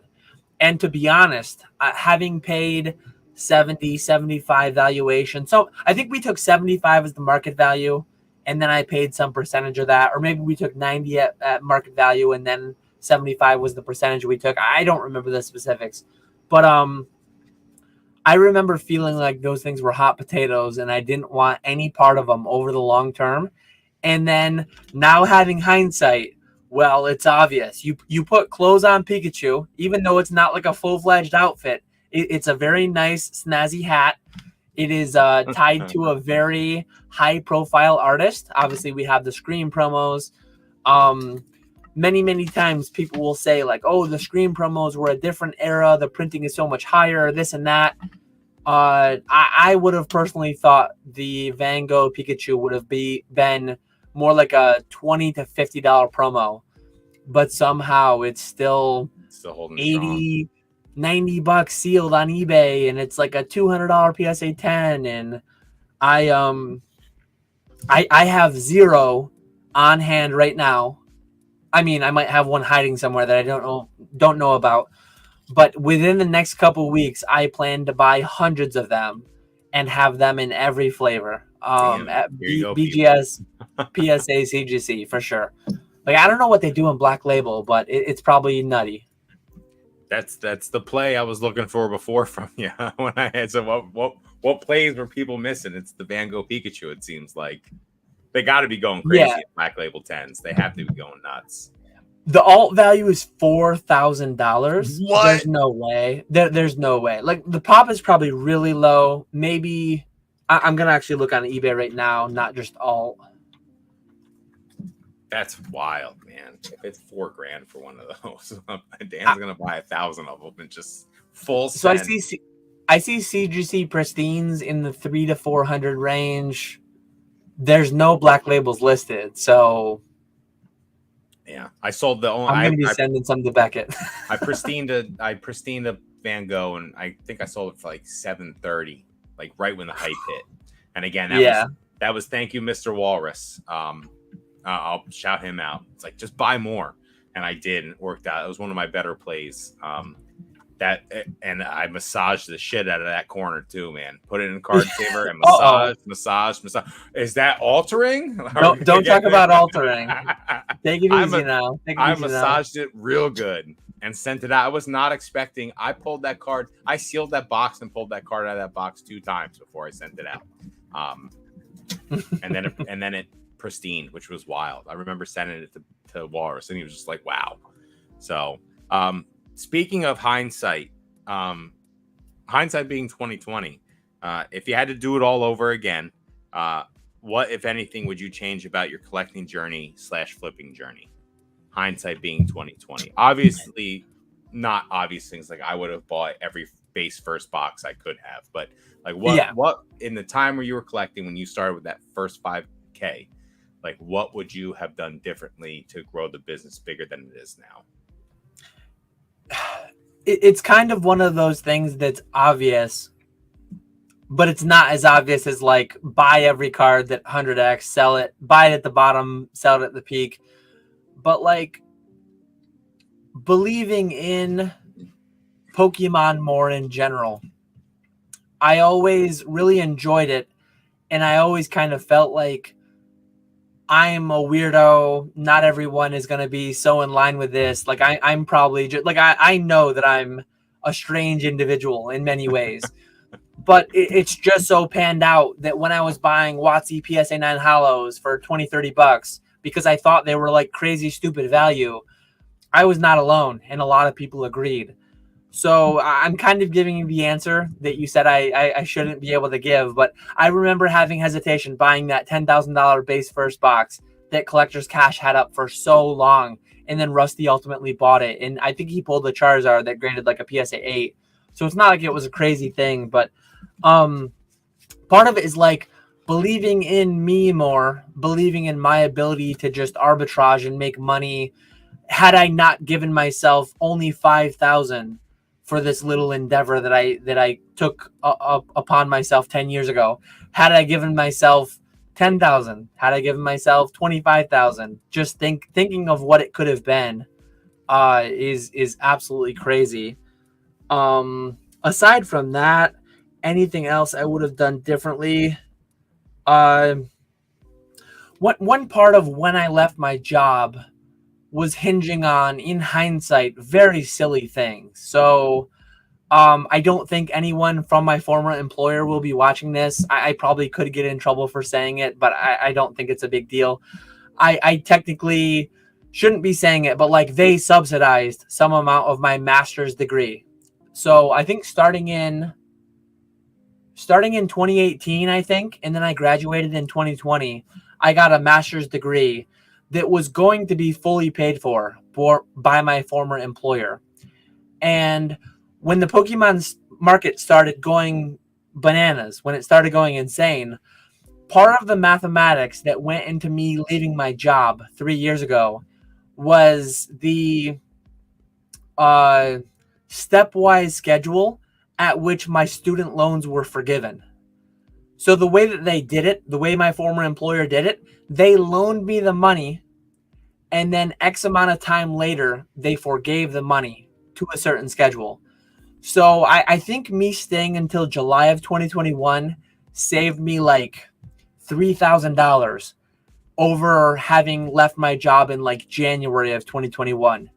In hindsight, it's like 6 months of my life, the amount of additional stress that I underwent, especially during the pandemic and all that, like the amount of additional stress I underwent, the amount of additional like long nights doing that as the main job 9 to 5 and then doing this as the side hustle. If I look back, hindsight is very 2020 on the math being like, Dan, you should have just left immediately. Like when you first had the idea, you should have left in July of 2020 instead of July of 2021. So that's like one big thing, because a lot of it, there were additional factors at play. We had just had my daughter. My wife was actually on maternity leave. So we were on my insurance instead of hers. Cobra, all these different things that were at play. Like, it was a more complex situation. But in hindsight, it's like maybe $5,000 to $10,000 I could have quit a year earlier and just like capitalized on that much more opportunity in the space before I actually did. Awesome. That's interesting, man. But that's all easy to say with hindsight, though, too. It's like, I could there's an alternate universe where I quit my job and then 2 years later I crawled back to my old employer and begged for my job back because things just like blew up, right? Absolutely. That 100% gonna happen too. I'm glad it didn't for you, man. Like, I'm definitely glad it didn't. I'm glad you were the weirdo that you thought you were and loving Pokemon and stuff. And I'm glad it's turned into what it has for you. It's awesome. Let's see. He's gonna sprinkle on the sockless toes. Found some spicy packs cleaning my room. I will add them to prize support. Thank you, Grimer. I really appreciate that. There's been so much prize support. Shout out Green Shiz, Grimer, Professor Birch. There's a few others. I'm sorry if I'm missing names. It's always bad saying names, but I thank everyone that has donated to the prize for the Pokemon TCG at Beerski Palooza. I really do appreciate it. It's gonna make it once awesome. you start that list, you're in trouble, because it's like I feel like someone's gonna be listening that you omitted. I'm opening up right now just so I can say you better. I'm doing it because I feel terrible when I do it. Let's see. All right, Grimer collects. Thank you. The Green Shiz, Professor Birch. So I said all the right people. I appreciate all of you. Perfect.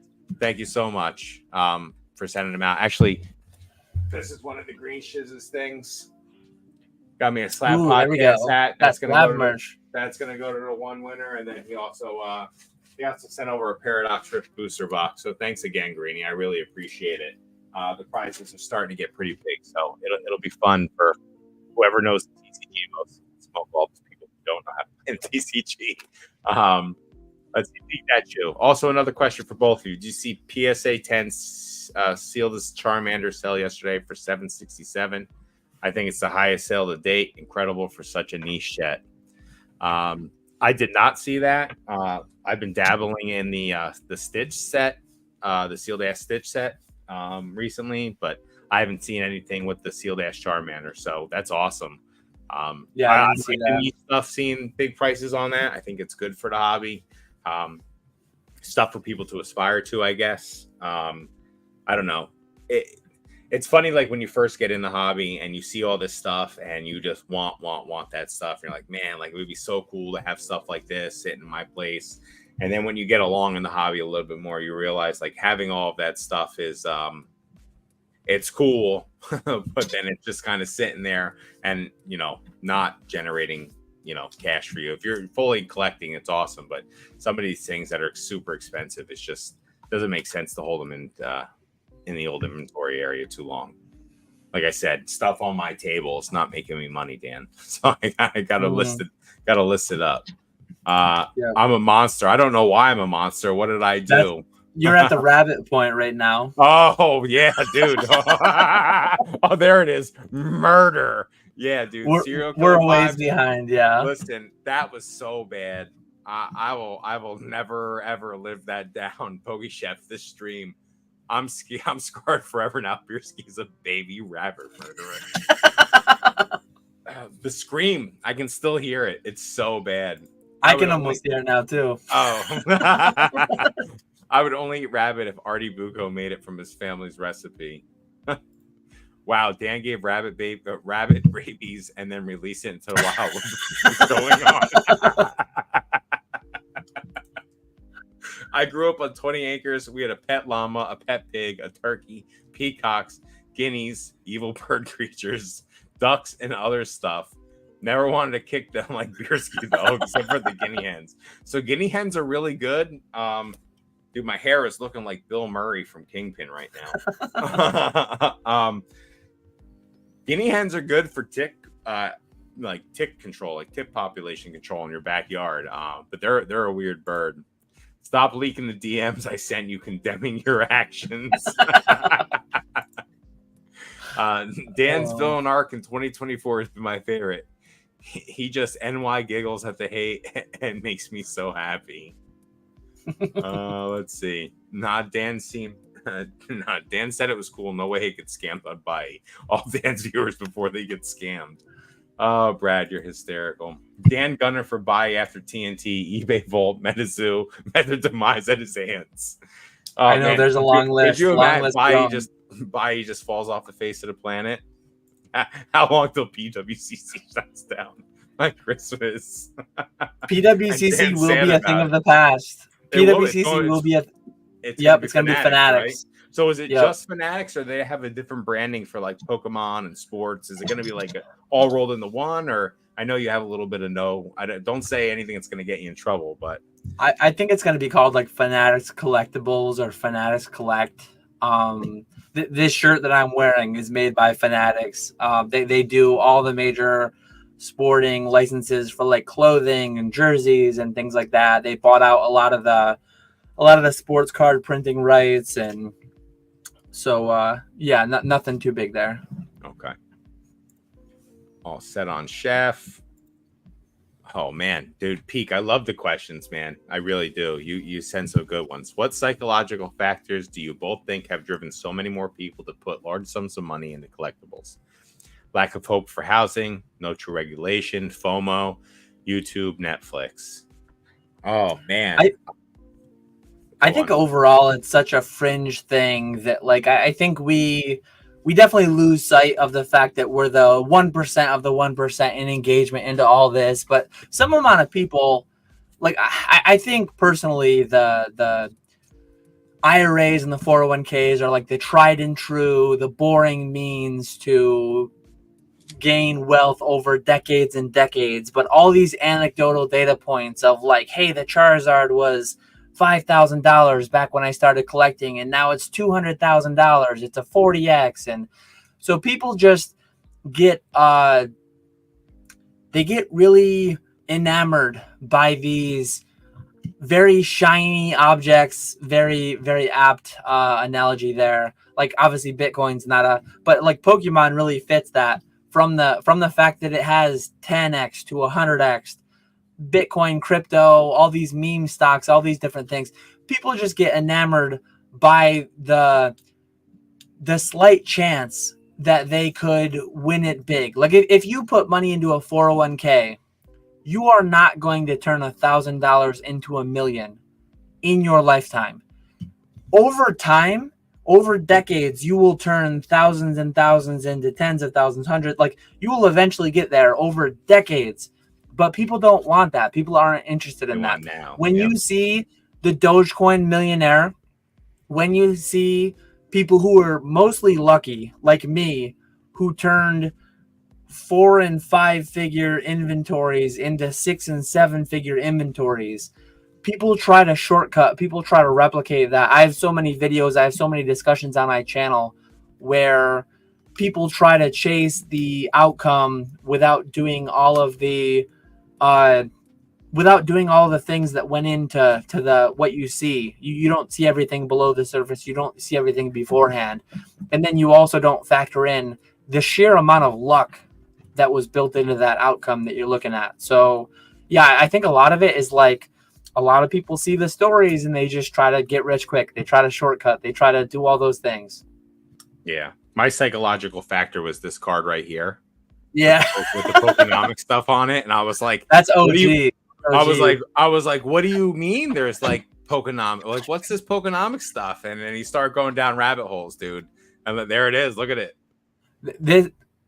Mine is blank back. Oh, see, I got Q. This is first edition. That's first. This is first edition. Yeah, I am always buying collections. Feel free to reach out.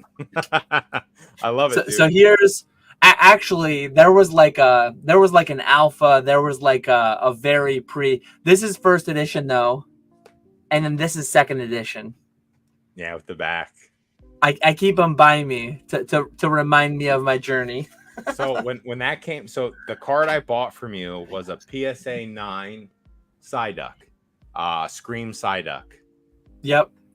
That's what I bought from you. I remember buying it. I remember getting that card, and I was looking at it, and I started searching.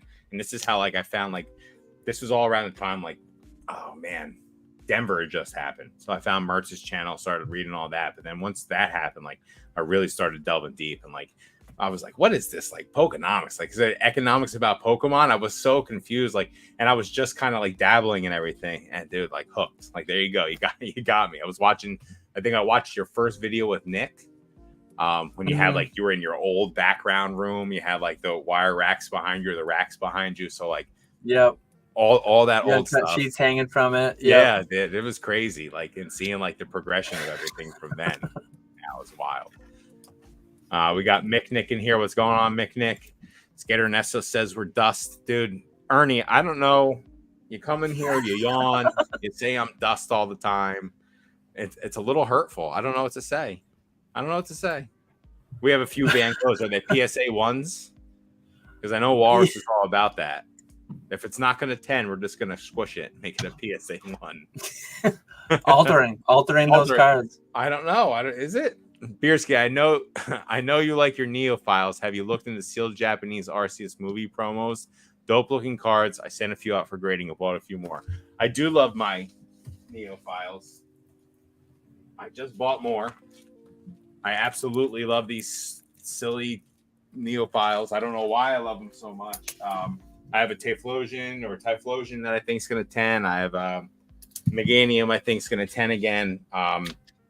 I just keep buying them. I keep buying them for cheap. $40 for one of them. I get 5 at a time. It's plus EV. Even you put the starter cards in and they sell almost instantly. Like, people love buying those up for whatever reason. They love buying them up. So, the starters, Totodile and all them, like they go, the second evolution go. So people love them. I'm going to have to look at these Japanese Arceus movie promos. I don't know. I just really like the Neo stuff. I opened up a couple. You can see them in the back. A couple Neo starter decks I opened up. I pulled the Lugia out of one of them, which was awesome. I think that graded a PSA 8, though. It was very, very off center. A couple scratches on the hollow. But I got to get into a little bit more Japanese. We have Jesse in here. What's going on, Jesse? Dan patiently waiting the Hawk 2 PSC cording short. Dude, this Hawk 2 thing, man, is so much. I just have to say, that poor father. That's all I'm going to say about it. That stuff's on the internet now. That's wild. It's just all too much. Anybody still running the Unagabas? I have a Black Label Nagaba that's on the PSA eBay account right now. Nice. It went unsold. Well, it went sold and unpaid in the eBay Vault final wave. Okay. So, yeah. Is anyone messing around with the Pikachus of that anymore? Or are they kind of priced out? Because I know they dumped for a little bit. They weren't near as what they were. And then once these came out, they kind of shot back up a little bit again. The Evolutions, that is. I like those cards. I know Professor Oak absolutely hates that art. But Oak Nagaba, man. But I did like those, the Pikachu artwork, especially. I like. So I don't know what they're doing right now. I packed and shipped 2 of them for $80. I don't know if that's high or if that's low, but like I've had probably 10 of them listed for way too long, and 2 of them just happened to sell recently. So I don't know if they're ticking back up or what. But it's a fun promo. I did enjoy it. Well, damn looks. Man probably uses chemicals like water too. Don't be dumb, Peak. Come on, man. What are you doing? Yeah. Dan PSA non-Watsy hollows go for $20-$30 right now. That's unlimited. That's unlimited. No one is safe. Man is going to drop a video showing employees from his old job how to get free master's degrees. I get in trouble for that. Shake my head. I'm nearing the end of this. I might go run and grab another. Go grab it, dude. Where are you at in yours right now? I'm almost done with that one, and then I can pull out my handy dandy Matchable collectible bag. And I'm gonna go grab one just because All I'm in danger of running out here. Dude, we don't want to run out. I'll be listening though. All right, right on. Let's see. Can you recreate the rapid scream live right now? You don't want me to recreate that scream, Chef. It haunts me. I literally, in disbelief, stood there staring at this poor little creature, and then walked back to my car with literal tears in my eyes. Sat in the classroom and had to hide my face from people because I was so torn up about what I had just done and how I tried doing something nice and no good deed goes unpunished. Apparently, this poor rabbit. Man, I can literally visualize. Where my car was parked, how I got out of the car, just big 6'4" dopey Beerski flip flopping around and stomping poor little rabbits. Like, it was horrible, not good. Let's see, TCV collectibles. So, Chef, no, I will not make that screen live. But just think of the most horrible, ear piercing, soul crushing scream you've ever heard, and that's what it was. TCV collectibles, glad you're all still alive. What up, fellas? What's going on, TCV? Guess we know not to put stamp in the title now for eBay authentic guarantee. Yeah, so I guess it wasn't stamp. I guess it's box. I sold my stamp box promo Pikachu card. Was very happy about that. Noticed that it wasn't going to eBay authenticity guarantee. Sent a message out to help and advice on the Pokenomics Discord. Started looking a little harder at everything, and I realized that every single stamp box Pikachu that was listed did not have authenticity guarantee. Then I started searching other cards above the $250 threshold. All those cards had authenticity guarantee, and Dan actually reached out and said that it was box in the title that was messing it up. But I had never seen that before, and I never noticed it before. And it's literally every single listing for the Stamp Box Pikachu PSA 10 promo, no authenticity guarantee. Like, not one person has it. I scrolled down and down, there was nothing. So he made me feel better about saying that we still have seller protections and stuff, just because I didn't want. Now, it was an expensive card, like $375. I had promotion on it, which I will want to talk about with you, Dan. Actually, is actually using the pay to play or play to win. Pay to win, it works. Like, even if you put 10% higher than a 5% promo, like, it's still, you're getting it out there. Like, and I know you could do 10%, like 12%, or 10%, put it like 15% higher and then list it for 10% promo. But that stuff actually works very well. The amount of eyes you get on things, too well. The amount of eyes you get on stuff. And people just not knowing how to use search low lists. Like, because I don't even buy, like, sponsored listings. I don't buy from, just because, like, it's not what you really want to do the sponsored listing unless it's actually lower. They don't know what they're doing. But yeah, greater fool theory. He literally, Danny Zard's got it. So yeah, I've just recently started using the promotions. Ponga reached out to me and said use the promotions as well, and I told him that I was using them already. It definitely gets the eyes on your stuff. And I feel like the more eyes that are on it, not obviously it's going to sell if there's more eyes on it, but I kind of feel like it creates that little bit of FOMO for people to like, oh man, if there's 150 eyes on this, that's, 150 chances that I won't get this card right now. So it's interesting how, like, we think when we're going to go purchase stuff. Mm-hmm. People want to invest money and have fun. Stocks and 401k ain't it. And that's probably true too. I have, through my work, an annuity. My wife has an annuity. We both have pensions. Listening to Dan over the course of the past 2 years, my understanding of my personal finances have become much more in tune with what's actually going on than what I thought was going on. Just doing smaller things, like even listening to him talk about like buying a new car over a used car, just stuff that I don't think about on a daily. Like the amount of money that you're going to spend on a used car over these couple of years is going to be more than if you just buy the new car, like stuff like that. So just like making your money go further for you.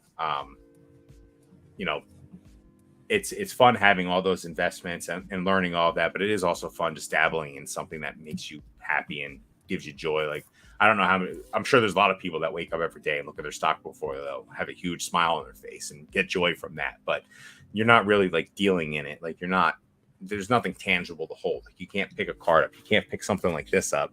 I'm going to show him again because he is the best. Look how happy that man is. He's so happy. You can't pick something like that up and hold it. Like, you can hold your stock up, but you're not living that guy's life. That man's happy. So just like living the dream. So yeah, I guess I'll agree with you there for sure, Walrus. Absolutely.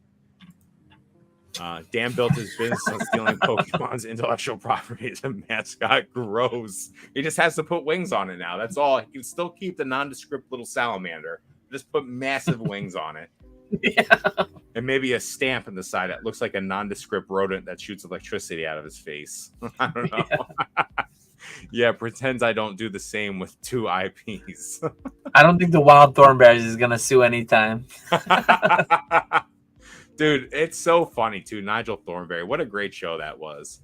What would be engaging show for you subjectively that you would watch similar to Kenny Golden's show? Would you want Pokemon focus or collectibles in general?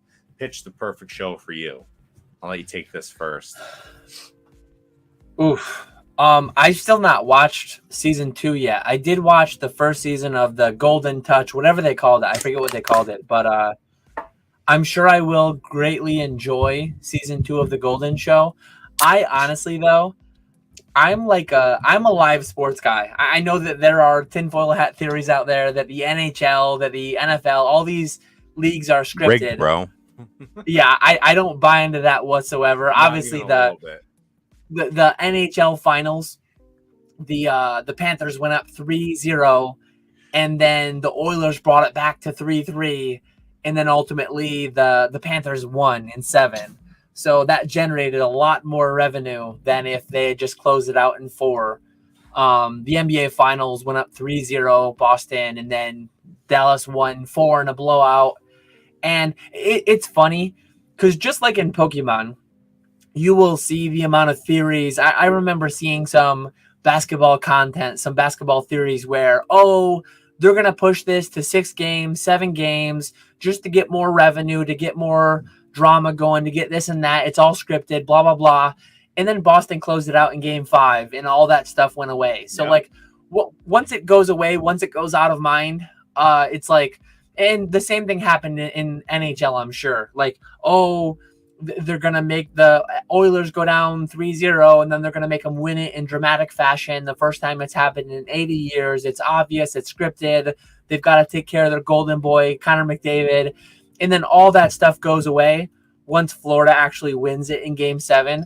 Like, I don't believe for a second that any of this stuff is scripted on a large basis. Like, are there some amount of people Pete Rosing it, like gambling and swaying outcomes of individual games?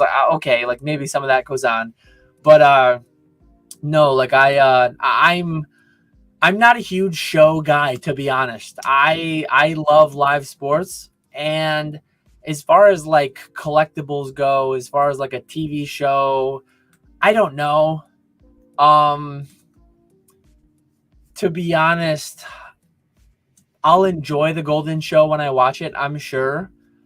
But I don't feel like I'm needing one. I guess I already watched too much content to begin with. I already watch and consume too much content to begin with. The main thing I love about live sports is that it's not scripted. You have no idea what's going to happen. I've watched some unbelievable moments in the little bit of time that I've been engaging in like that kind of content. Yeah. So I would like to see something, I'm going to say like a documentary style.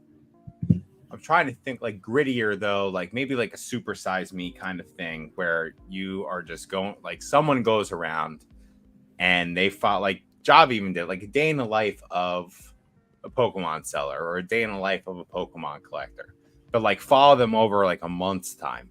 Like, let's see like what like they're really doing, like day in, day out. Like, all right, this is what's going on. Like flying to a show, like Nick's doing Gen Con for 2 days, like flying to a Gen Con, seeing what that's gonna do. Like, and you could follow different people around. It doesn't have to just be one person. It could almost be like, I don't know, 5 or 6 people, 3 or 4 people, and just follow them around in their daily to see what's going on. Like, I feel like that would be very interesting, both from the collector and flipper side.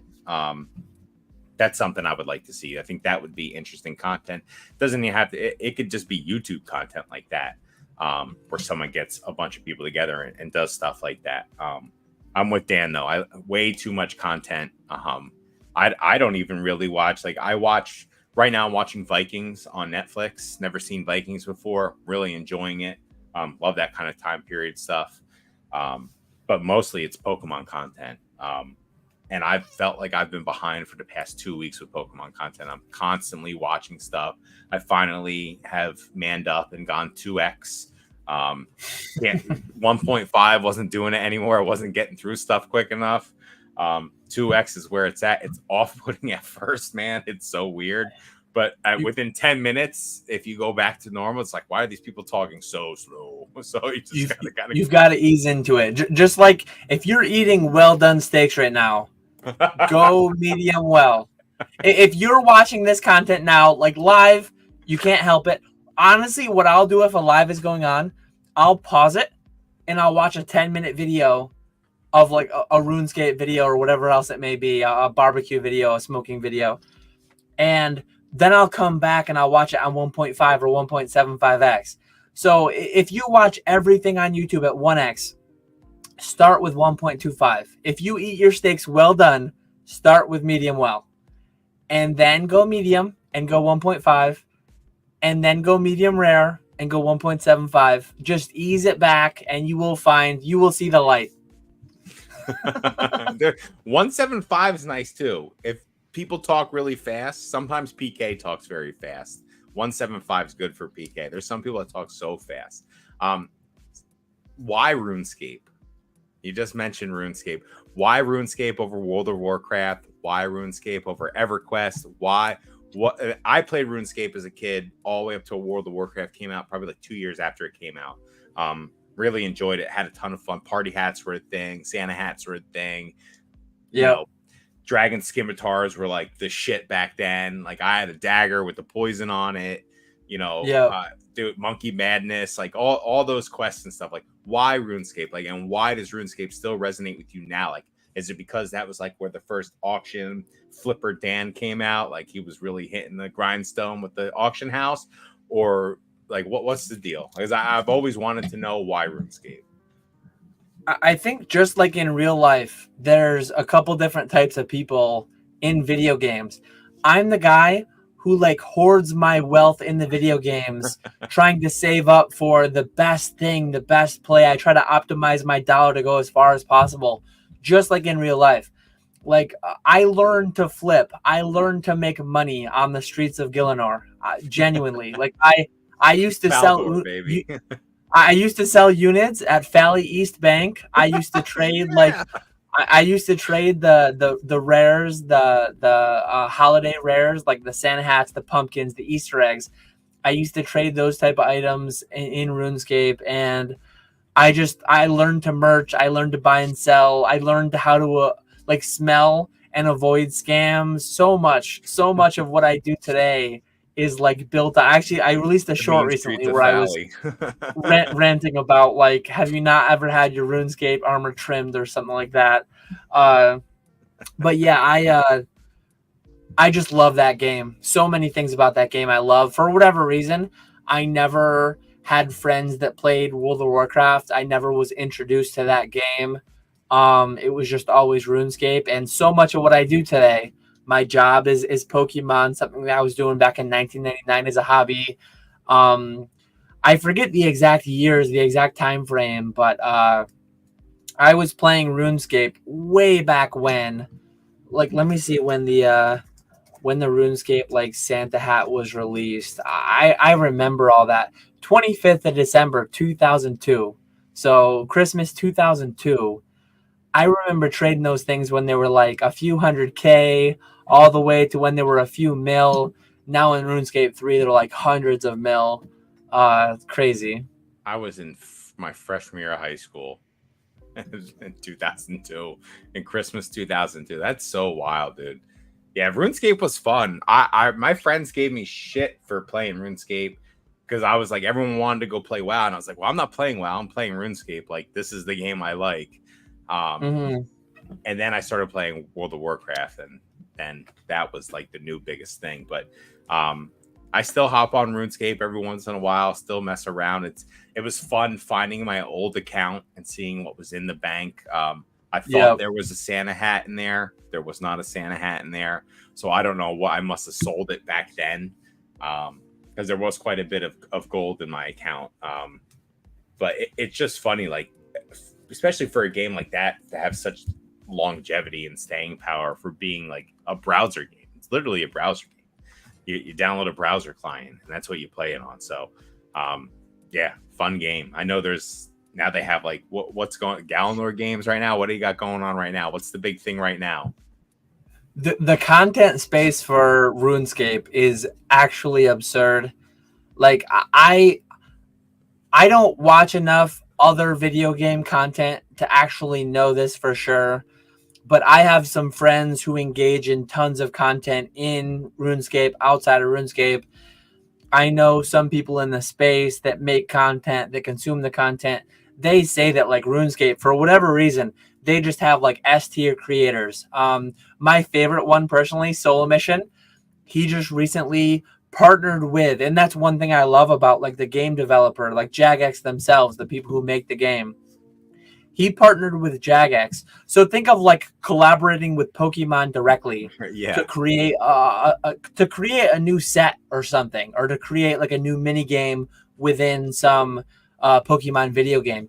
He actually collaborated with Jagex themselves to create Deadman All-Stars.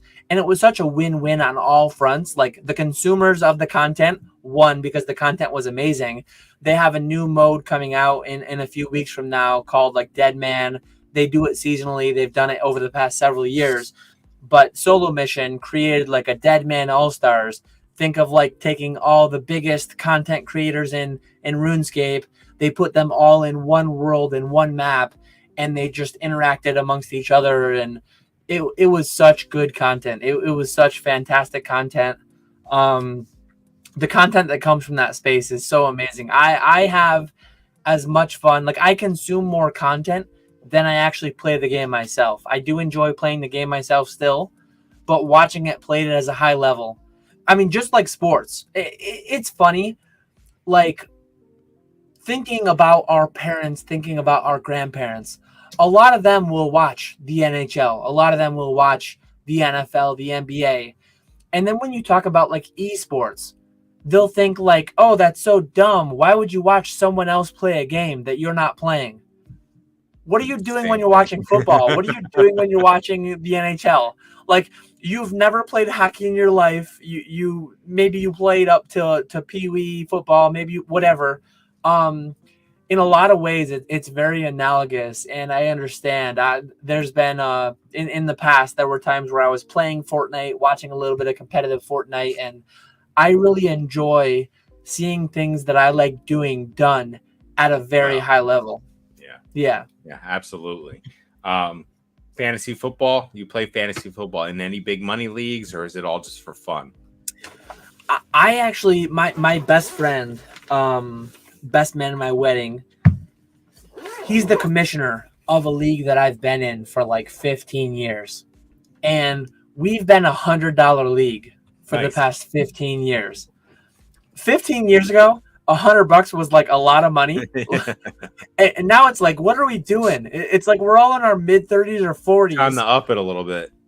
Like, why is this not a $500 league? Why is this not like $1,000 league or something? Like, I genuinely would like it if we had a bunch more skin in the game, especially now. The juxtaposition of everyone that's in the league And we have certain people. I think anyone that's been in a league for a decade or longer, every league has the guy who pays late. Every league has the guy who like talks about as if it's so much money and this and that, whatever. We have a couple of guys like that. You'll be out at the draft party with them. You're drafting your teams. He still hasn't paid his $100 for the league. And meanwhile, he's pulling out his phone.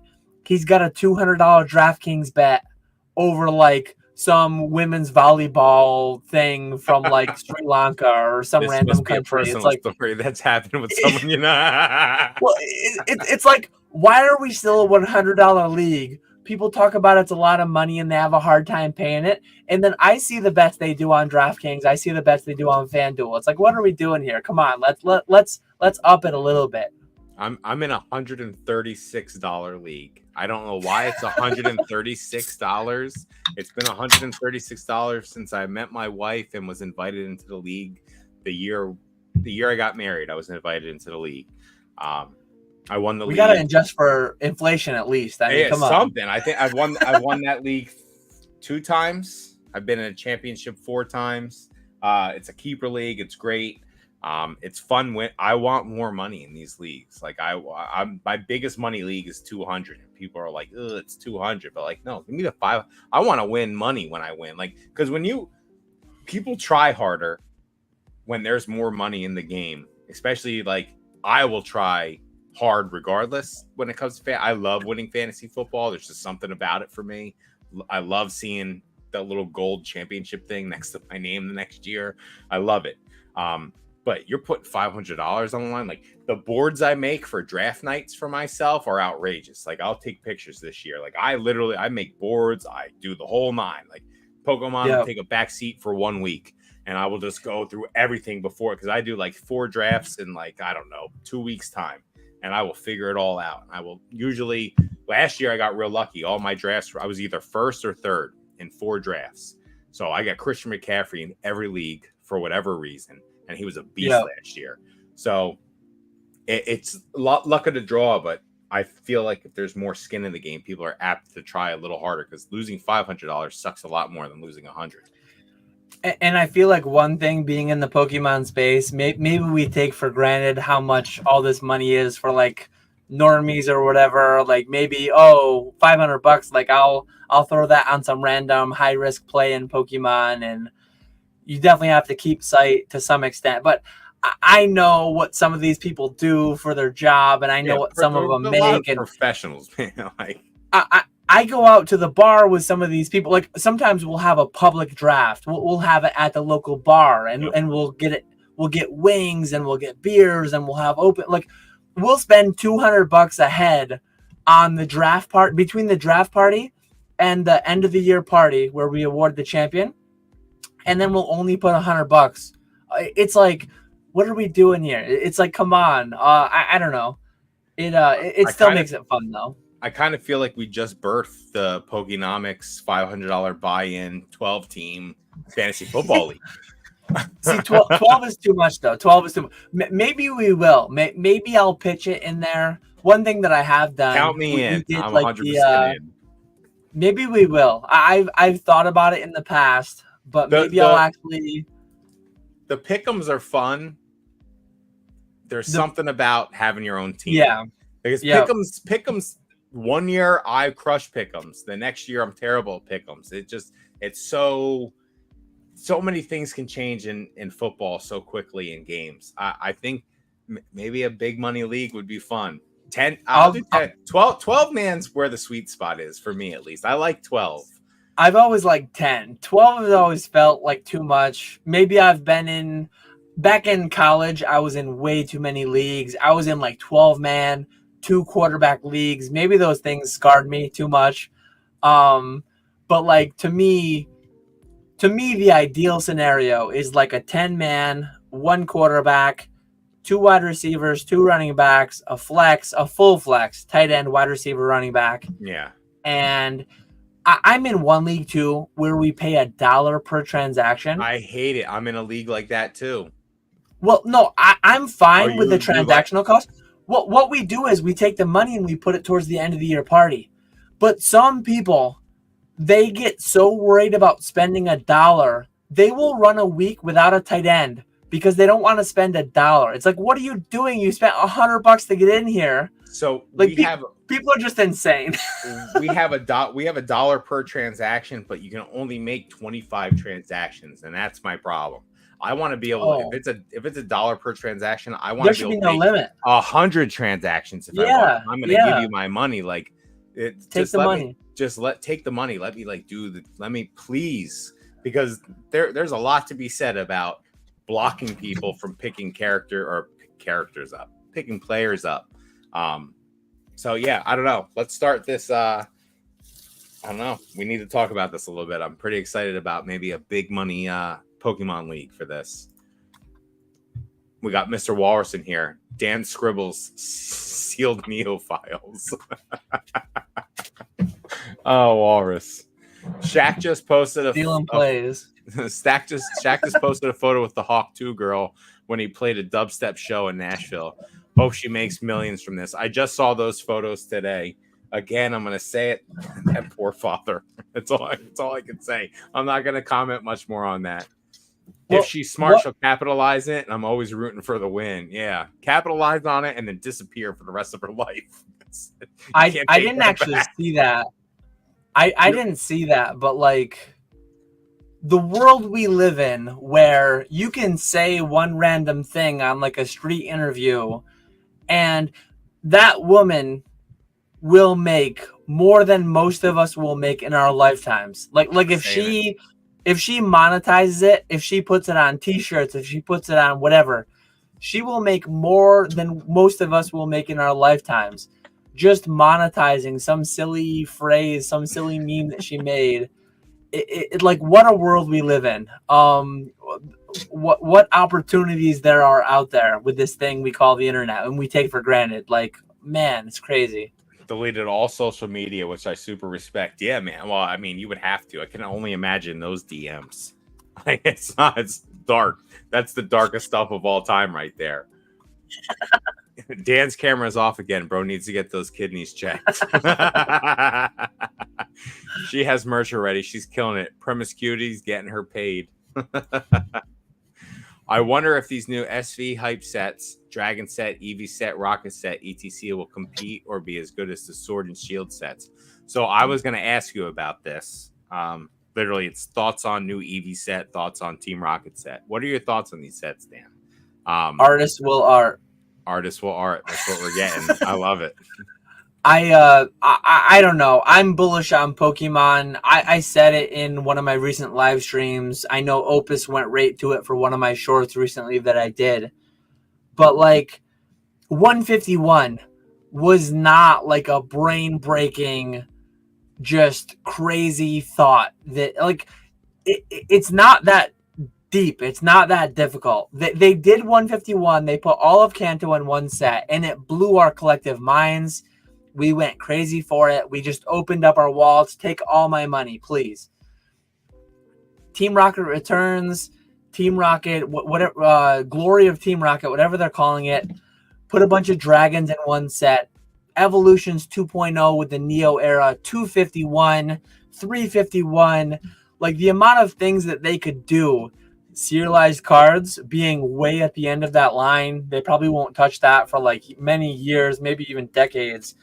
The amount of like things they have in their back pocket that they can do at any time is just mind blowing.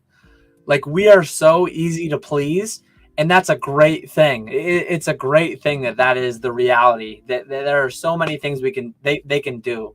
I love it. I'm bullish. I love it, Dan. That's great. America's wife. Jeez. Jeez. All we heard was toes pitter patter, Dan. Chef's focus on the feet tonight, man. This is great. Dan drives a truck with pristine tailgate with no scratches for sure.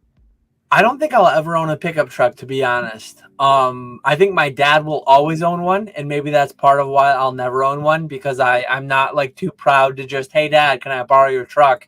Yeah. I'll drive my minivan over to his house. I'll drive my sedan, my SUV, whatever, over to his house and borrow it. But I told this story back in one of my own live streams. I used to work with a guy who had like a $70,000 pickup truck. One day he took his dirt bike to work because he was gonna go ride over like in the sand dunes, whatever. He pulled it on a trailer. He trailered a dirt bike while having a pickup truck that would have fit because he didn't want to scratch his truck, because he didn't want to like utilize his truck for the utility that it could provide. The poor truck never probably got above 5,000 RPM. The poor truck probably never got put in tow haul mode. The poor truck probably never had a payload of more than like 500 pounds between him and yeah. Yeah, the poor truck never got to see the utility that it was designed for. If I ever get a pickup truck, it would be because it is a write-off towards my business that is a concession trailer / food truck type business, and it would be something along those lines. Yeah, I've always wanted a truck. My wife's always balked at a truck. I think for the same reasons. Like, how much am I actually gonna? It would be nice, right? We get down tree limbs and stuff here all the time. I just had a tree limb fall. Crazy enough, a couple days ago, tree limb broke. It sailed 15 feet away from the tree, hit the side of my house, tore half my gutter off, some of my gutter off. I cut it up, put it in the alleyway. The town came and took it. It's awesome. Yeah, it would have been nice to have a truck then, but for the most part, you're really not using a pickup truck. The way a pickup truck needs to be, like that, if the bed doesn't have dents and dings and scratches and holes in it, you're not using it the right way. Once a year, hit up your buddy, hit up your neighbor, hit up your friend that has a truck, and scroll all the way down and highlight that comment from Walrus, because that's just slander. That's not true. Oh, let's see. Here we go. Yeah, hey, Dad, can I borrow your truck? Let's swap cars. As he drives away. By the way, it needs an oil change and the tires are low. Thanks. No, I've been bad about like keeping up with the live chat, but that's one of the things that I did notice out of the corner of my eye. My dad has actually gotten mad at me a couple times because like I've borrowed his truck to like move something. I've borrowed my truck to like I remember actually one time in the past year or two. We bought some apple trees, and the apple trees were way too tall to pick up in the SUV. Even if we had the minivan at the time, they were just way too tall. So I borrowed it, and maybe it was at quarter tank, half tank, whatever it was. I almost always, if it's under half a tank, I will just fill it. I will always like pay, and that's way cheaper than if I were to rent a U-Haul, rent a truck, whatever. I always shy towards like filling his truck when he thinks I shouldn't have to or otherwise. Don't be that guy. If you're borrowing your neighbor's truck, your friend's truck, your family member's truck, fill it up, because you're not the one paying for the depreciation on that $70,000 vehicle. Like pay the extra $70 at the tank the 1 or 2 times a year that you use it. Pay them for that, because they're probably hurting. They probably barely utilize the vehicle for what it is. Yeah. So I ever need a truck now, I rent it from Home Depot for $19.99 for the first hour. I drive, I get it done real quick, and I get it back. You pay a little bit for mileage. That's it. You fill it up. You make sure it has, I think it has to have half a tank or whatever it is. You just go back, you put a couple bucks in it, and it works out nice. All right, let's see. I got to figure out where we were. That's where we were. Collectibles are a modern day real estate. Feel it, touch it, kiss it. It only takes one, Pull Father. Pull Father, no. So I just watched the video of you pulling that Charizard, and as soon as you saw it was the Charizard, the handshake that happened, the shaking of the hand was super intense. So I know you were feeling that hype, man. That's so awesome. Good for you. Let's see. Have a feeling Dan's about to dodge this question hard. Oh, I can't remember what question this is now. Dan, huh? Let me see. I think it's one that I think it was the Hawk 201, maybe. I don't know. But I think we were going to do it pretty well. Dan not thinking games are rigged is dark. They're not rigged, Walrus. Come on. No way. There's zero chance. First of all, there's too much pride from some of those men to allow that to happen. You got people that have people, and this is something I will say, and I'll say that this about sports, and I'll say it about this hobby. People get upset with people that do really well for themselves and stuff that's non-traditional, like these things. The amount of time and energy and effort, people want to be professional sports players, but when you have to give every waking minute of your life to that goal to get there, it's the one I respect that more than most things in life. Like, to become a professional sports player, you don't go out and party with your friends. You don't go out and do stuff with you. You go to the gym. You go work out. You go watch film. You go do that stuff all the time. That is your hobby. And you do that until you make it. And then you continue to do that throughout your hobby. So, like, I've never, like, begrudged anyone doing really well for themselves by putting in hard work and doing, like, stuff that most people won't do to get there. And I feel like there's a big thing in at least this country where people want to hate on people that have more because they have more, and not think about all the all the sacrifices that they have to go through their entire lives to get to that point. It's crazy. Like, kids are playing these sports at 5 years old more intensely than I played them in high school. And that's like just the opening. So that's how I feel about that. Games are definitely not rigged. The amount of coordination that would have to go into it, like all the players on the field. And then you see like, talking about hockey, some of the absurd bounces that come from it, some of the absurd, like when the game goes to overtime and the final goal to win the game is like, it's a slap shot from the line that deflects off 3 people and goes, like, there's no way to orchestrate any of this whatsoever. Not at all. Yeah. I mean, what the closest thing was what was it, the 1918? What was it? The Black Sox. The Black Sox, yeah. Yeah. And that they couldn't even get everyone because not everyone was in on it. And it's like Pete Rose not being in the Hall of Fame is a tragedy because he was just, betting on games and stuff. But I don't know. I think saying games are rigged that's a tough one, man. Definitely tough. Let's see. Sometimes you got to poke the bear. Dan season 2 is infinitely better than 1. The episode where they go to Comic-Con is great. Kenny thought they were going to be gods on the floor and they failed miserably. I'm looking forward to watching it. Yeah.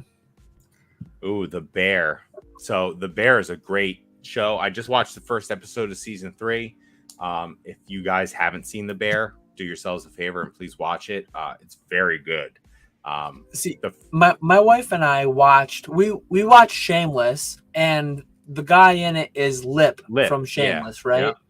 I don't know the actor's name, but we watched like the first 4 to 6 episodes. Maybe we watched the whole first season of The Bear. And I don't know if the first season started slow, but like it hasn't hit yet. We watched that several months ago. Maybe we'll have to go back at some point and watch it, but season 2 we tried and it hasn't grabbed us yet. Yeah, season 2 is a much better season, and that's a rarity for most of those shows. Season 2 is better. When I retire, I'll build a small fort with my slabs. Nice. I could play 2, stay up late and order pizza. Let's see what we got here. We want to see the Pokemon version of the homeless Bitcoin guys. Sarcasm. I would love to see Nick followed around 24/7 and recorded. I want to count the amount of times he says, "Oh God." Oh gosh. Oh, that's so good. Dan speaking facts. Once you go 2x, there's no going back. Man, we're far behind here. Yeah. Yeah, we're like 30 minutes behind. I love it though. That's good. I wish I had 3x for some people. Some people being like Golden's a goat. Glad to see you in here, Retro. I know you've been in here for a while, but I'm happy to see you in here, bud. Herblore, nice to see you in here. Thank you. I'd love to see a show starring a competitor that eventually wins worlds and also a collector who does the show circuit all year with the goal of purchasing a #1 trainer. They meet at the end. That would be awesome. I feel like that's a fairy tale though, because someone's gonna come in and offer that guy like $1,000 more, and he's just gonna sell that card to someone else. Yeah. Fair, but Dark Souls lore to fall asleep to doesn't sound right in 1.5x. Let's see. Guild Wars was for me. Yeah, Guild Wars was another spin-off like RPG game that came out around those same times. We should have had a sea shanty playing right now. All right, let's see what we got here. Dan flips more than Simone Biles. Oh my god. I see that. The Santa Hat's 4.5 billion. Billion. That's crazy. That's insane. I knew a guy. Man. When you opened his inventory up, his name was Justin, but it was JJJUUUSSSTIN. That was his name, and it was just party hats, Santa hats. He had so much stuff; it was ridiculous back in the day. Lincoln logs over RuneScape. MetaZoo collabed with Hello Kitty. It was huge for the hobby. Oh god. Oh man, Warcrack hit different. Sure did. Did he just compare RuneScape to sports?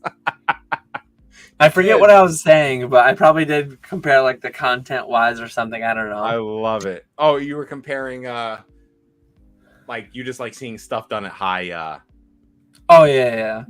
Done at a high level, yeah. He gets winded playing it, Brad. Same thing to him. I will not even lie. Like I remember my first time back in RuneScape, like killing Jad, getting the fire cape, and I remember in leagues. If anyone watched my channel over the past several months, back several months ago, I was coached by one of our friends in the Pokemon space, Tayflosion. Yep, Tayflosion. He coached me to a Infernal Cape in leagues, and I will remember slaying Zuck for the first time. Like, even though it was only in leagues with an overpowered setup, my heart was racing playing that game, and it's crazy to say that, but it's true. I remember when you did that. You posted a couple. I think you posted a couple of videos of you like dying in the spot, and then he was like, "You just got to do it this way," and then you did. That was awesome. Yep. Did you ever play Wayne Gretzky's 3D hockey? I had that before. LOL. I had that. Remember in the show Swingers, the movie Swingers? I don't know if you're with Vince Vaughn in it. And they're playing in NHL hockey, whatever. And the big thing in that game was when you hit the other players, they would bleed on the ice. And he goes, "Watch, I just make this player bleed." And he would crush him, and there would just be like a puddle of red under him. I had NHL 94, I think it was. NHL 94. It was like an extra tall cartridge for the Sega Genesis. Yep. To get all the extra, there were 32-bit and 64-bit cartridges. Let's see. Dan's fantasy football buddies catching strays out there. I've seen the sports bet you make, Dan. What wild Pokemon plays are you making? Just not showing because you brick in the end. There's definitely some. I've always sold. Like, I think I'm one of the most transparent people out there. I think old school Pokemon of 2 years ago was like peak transparency. The man would show you his whole pie chart with the eBay and all the buys, all the sells, all the everything. Usually what I'll do is I'll show you 1 year. I'll show you all I spent in buys. 1 year, I'll show you all I got in sales. But I won't show you both within the same year. So shout out to those people giving you like all the next level transparency. But one thing I'm doing right now is I'm sending raw to PWCC, and I'm having it graded, and then I'm just selling it. It's not sold under my filter. It's not sold anywhere tied to me. But I've been doing that forever. I've done that through different people in the past. I've done that through different platforms in the past. I sell a little bit through ComC. I sell a little bit through DC, through Probstein, through James, through Nick. I sell a little bit of everywhere. Imagine you just got done volunteering from the Children's Hospital and watch YouTube go online. Next thing you see, Dan shitting on you for paying $100 late. I'm quite certain there's no one in our league that works at the Children's Hospital. Oh man. Dan funny. adding all the cheapskates in his league. Damn. Dan punching air because he can't go viral. Shake my head. Oh, Ponga made it in. Guy on there the we left go. looking cute. Nice What's up, Ponga? I'm happy to see you in here, brother. Looking forward to our next episode of Box Nostalgia. That'll be dropping next Thursday. If you haven't checked out the latest episode, please go and check it out. Ultimate Call of Duty tier list. Ponga's super knowledgeable in it. Man probably knows more about Call of Duty than I know about football. So pretty awesome.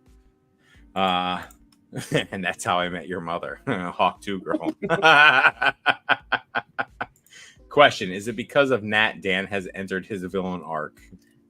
I don't know. Listen, that whole water is a chemical live stream. I mean, a lot of things have changed since then. So maybe that was the straw that broke the camel's back. I don't know. When you take flack like that as publicly as you did, I wouldn't doubt it. Some things happen like that. Hey, Dad. We skipped ahead of that. There. I would love a food truck. Let's go, Dan. Yeah, that movie Chef. It might happen someday. We're getting down to the bottom. Let's see. Dan's got an Autobot disguised as minivan in the bag. There's just a lot of razzing on you right now. Man's bragging about doing the right obvious things. Fill it up always. You have to top off the tank anytime you borrow a vehicle. Absolutely. Give me millions and I'll lose anytime. I'm not questioning the athleticism. I'm questioning the corporations that benefit from teams winning and losing. I mean, listen, it could happen, man. It could be a thing. I highly doubt it's a thing. Yeah. I feel like if that was I don't know. There's so many holes and shoot-offs you can go from then. The amount of people that it would have to be coordinated with, it's like there would be someone filming that interaction. There would be someone leaking that DM, leaking that email, text message, whatever. There's just like... I mean, I feel like that's that way with most conspiracy theories too. Like the amount of people in the know of these things, someone would spill the beans and just like blow the whole thing up. I'm with you, Ross. Money equals pride. Oh man, we got a really spicy with Peeked At You here. I don't even know. I don't know what. Speaking of pro athletes, let's get spicy. Who do you think has a better golf game, Trump or Biden? It has to be Trump, no? Like he's got golf courses. Either play. I've never seen either one play. I have no idea. George W. Bush. Now watch me make this drive. That's all I have to say. Like he can. George W. Bush has it. Who can hit a ball 50 yards? Why do you think Rattles and CoffeeZilla have a channel? People will sacrifice for money. Let's see. I am in on a Pokemon Fantasy League. Thank you, Spat. See, we have people wanting to do it. 12-man too. That's where it's at. See, 10-man. 10-man to me is like I guess because the favorite leagues that I've been in over an extended duration of time are like they're all 10-mans. Main thing I wouldn't want to tie it behind the paywall. Like I do the fun things in the Pokenomics Patreon, but there's no entry fee, and I put up prizing like just completely on my own. I don't like. I would rather do it in Oaks. I would rather like someone later tonight or tomorrow or whenever, someone put out a feeler post for either a 10 or a 12-man, $250 or $500 fantasy league, and I will be interested. I just don't want to do it where you have to pay $10 a month and then you also have to pay $250 or $500. I would rather tie it to like. I'll take the leap and post it in there, and I'll post it in my little Discord as well, and see if we can get people to bite. I think there'll be 10 to 12 people for sure. I think 12 people. I like the 12-man league because your draft depends. Your draft matters more. And also you really need to watch waivers and know what you're doing because you don't have studs on your team. Like 10-man, you can have a ton of studs. Yeah, that's how I feel about it. At least I feel like 12-man, you really like. Since we have the dollar transactions, we have some people that think we need like 10, 12-man benches. If you have a 10-man with super deep benches, like no, we should have like a 5-man bench. Yes. Absolutely, we should have very 100%. low benches, and we should actually have a waiver wire. We should actually have transactions. The thing is, if you have a 12-man with too big of a bench, it's like I'm going to draft Terrell Owens in the 20th round just in case he comes back on if you go too big with too deep of a bench, you start drafting announcers just in case they come back. You're gonna trap. You're A gonna little draft Greg Olson. You're gonna draft T.O. You're gonna draft like. I don't want to be literally drafting people that you will never hear their name outside of the draft. That's where I draw the line at. Like, I think 10 man is the best personally, but like in the right circumstances, I could be convinced into 12 man. Okay. I like where your head's at here. I like the convincing possibility. After a crippling week in the kitchen, chef unwinds by watching a stressful show about a kitchen. That's true, and I hate him for it. I have to watch little by little. Blue Fat's 100 with 10. Let's see. My heart was racing while playing RuneScape. Just too dark for me. I'm sorry. Not even joking either. I'm sure RuneScape and not the 6 pounds of meat he just consumed. Oh man. Water's a chemical over Hawk too. Chef. Last question from me. Another movie question. Answer it, Dan. LOL. Could you give me a plot for a rated R Pokemon horror movie? Who's your main character and what Pokemon is the final and main villain? R-rated Pokemon horror movie. If Mr. Mime is not your main villain, you're doing it all wrong. Well, see, I'm going to go outside of Pokemon. I'm going to leave it in the Pokemon card space. I'm not going to leave it in the Pokemon anime space. I'm going to leave it in the Pokemon card space. And for all you Kurt's Card Care users out there, I don't use it myself, but I'm going to make Nat Turner the premier Pokemon villain, and I'm going to make it where somehow he gains the capacity to actually tell who's been using Kurt's Card Care all along, and he permabans every user of Kurt's Card Care. So the horror movie is where somehow the grading companies actually gain an ability to determine what's been altered and what's been not, and then they permaban you. They IP ban you, they social security number ban you, they ban you for life for having used Kurt's Card Care. Was it your last live? It was one of the lives where someone commented about how everyone has definitely altered cards with Kurt's Card Care, and you were like, I have never once used nor will use Kurt's Card Care. Like, you can't make that kind of broad generalization. Like, I've never used it, I'll never use it. I'm sure there are people who use it. I know people in the hobby have admitted recently to using it. With everything that's going on, I don't think that's a great idea to say. But to say, to like broad stroke, that everyone uses it and that everyone has cheated the system is, I think, also a terrible take. Yeah, I think the vast majority of people have no idea what it is. The vast majority of people have never graded the card even. And even of those who have graded, like, a lot of people have no idea what it is. Yeah. Thank you, Peak. I appreciate you. Yeah, dude. I love the questions. Keep bringing the questions, Peak. Every live you come, you bring them. Pay on time, folks. You'll make the next live. You'll make the next live getting dunked on if you don't. Dan Tio's been retired for over 10 years ago. Ain't nobody drafted him. I mean, in a 12-man with 12 bench lots, it's like, man, I've seen some dark things in some of my leagues already. Dan is politician's level at sidestepping questions. JC rocking it. He's gonna kill not at the end of the movie, I bet. Brock finally gives Nurse Joyce his Onyx rated R horror. Oh, is that a hentai film? Christ, Father. Oh man. I didn't want to hear about Nat Turner first 48 doc about catching all of us altering LMAO. Dan dwells on Nat Turner. I'm actually sad he can't let it go. We're just trolling, but to him, it's serious. I will absolutely make a sleeper league and throw it into Oak Discord this week. Awesome, Spat. I love it. There we go. It's Halloween, but Nat is Michael Myers and Dan's Jamie Lee Curtis. Just hiding in the closet. Oh, God. Brad, if you can make a meme on YouTube or a video on YouTube where you superimpose Dan face, tag me. I will share that short. Yes, please. That would be fantastic. Some people saying Dan was hurting the hobby, selling CGC and using Kurtz. Shit is dark and the irony is too much. Beerski, you didn't answer. All right, so horror movie for me would be, oh man, I don't know.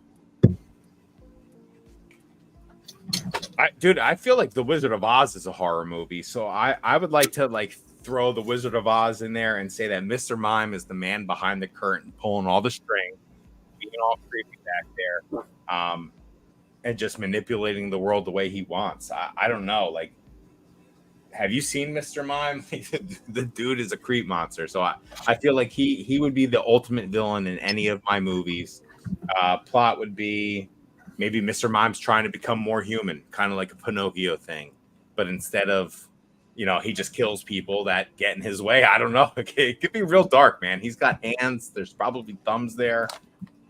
I mean, I've seen tinfoil hat theories that Mr. Mime is actually Ash's dad. That's a little dark. That's a little crazy, but I've seen those out there. Mrs. Ash mom, what are you getting into?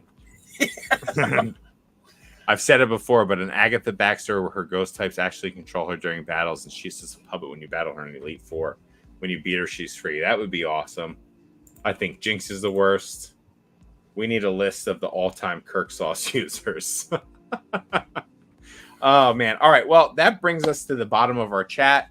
We're 2 hours and 35 minutes into this. This is now officially the longest It's Beer O'Clock that's happened.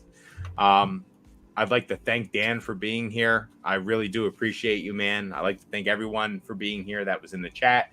Dan, if you have any last thoughts on anything you want to get out before we close this up. I'll just wrap up by saying, make sure you've liked and subscribed if you haven't already. I'm very grateful to have been brought on here with a very, very, very great influence on the hobby, very great person, very great addition to the hobby. We first actually met back Charlotte Collecticon. I'm looking forward to seeing you in New Jersey. You're going to Charlotte again, right? Oh, yeah. I'll be in Charlotte for Saturday and Sunday.